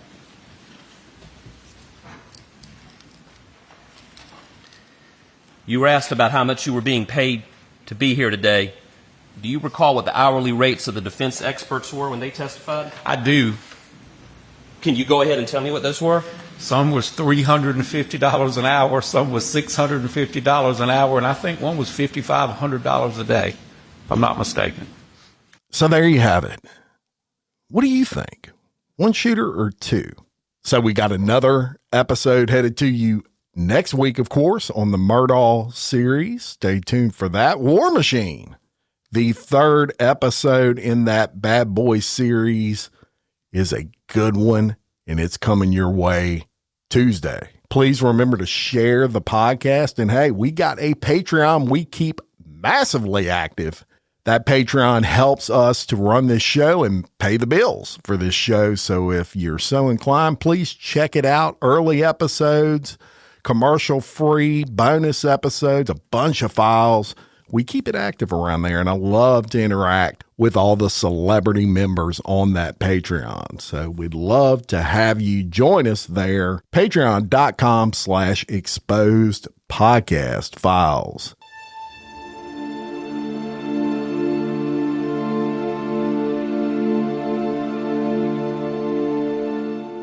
And before I do my close, y'all, I don't usually talk about ratings, although I love that you give the ratings, and please do so if you're enjoying the episodes. But I don't usually talk about the comments, but I have one that I did look at the other day, and someone had put that they really love the show, and I appreciate that, but they put a caveat at the end that I say much love and kind of they termed it as a creepy way. And I just want to say, I apologize that I'm not trying to creep you out when I say that. That's kind of a moniker for me, and that goes back a long time, even before I hosted Exposed. So I'm not trying to creep you out when I do that. That's just kind of like my moniker, my sign off. And so I've got to continue to do that. I'm sorry. But I'm glad you enjoy everything up to that point. Just when you hear the music start playing at the end, you can go ahead and shut it off if I creep you out. I do apologize. But until next time, for Exposed, Scandalous Files of the Elite, I'm your host, Jim Chapman. Much love.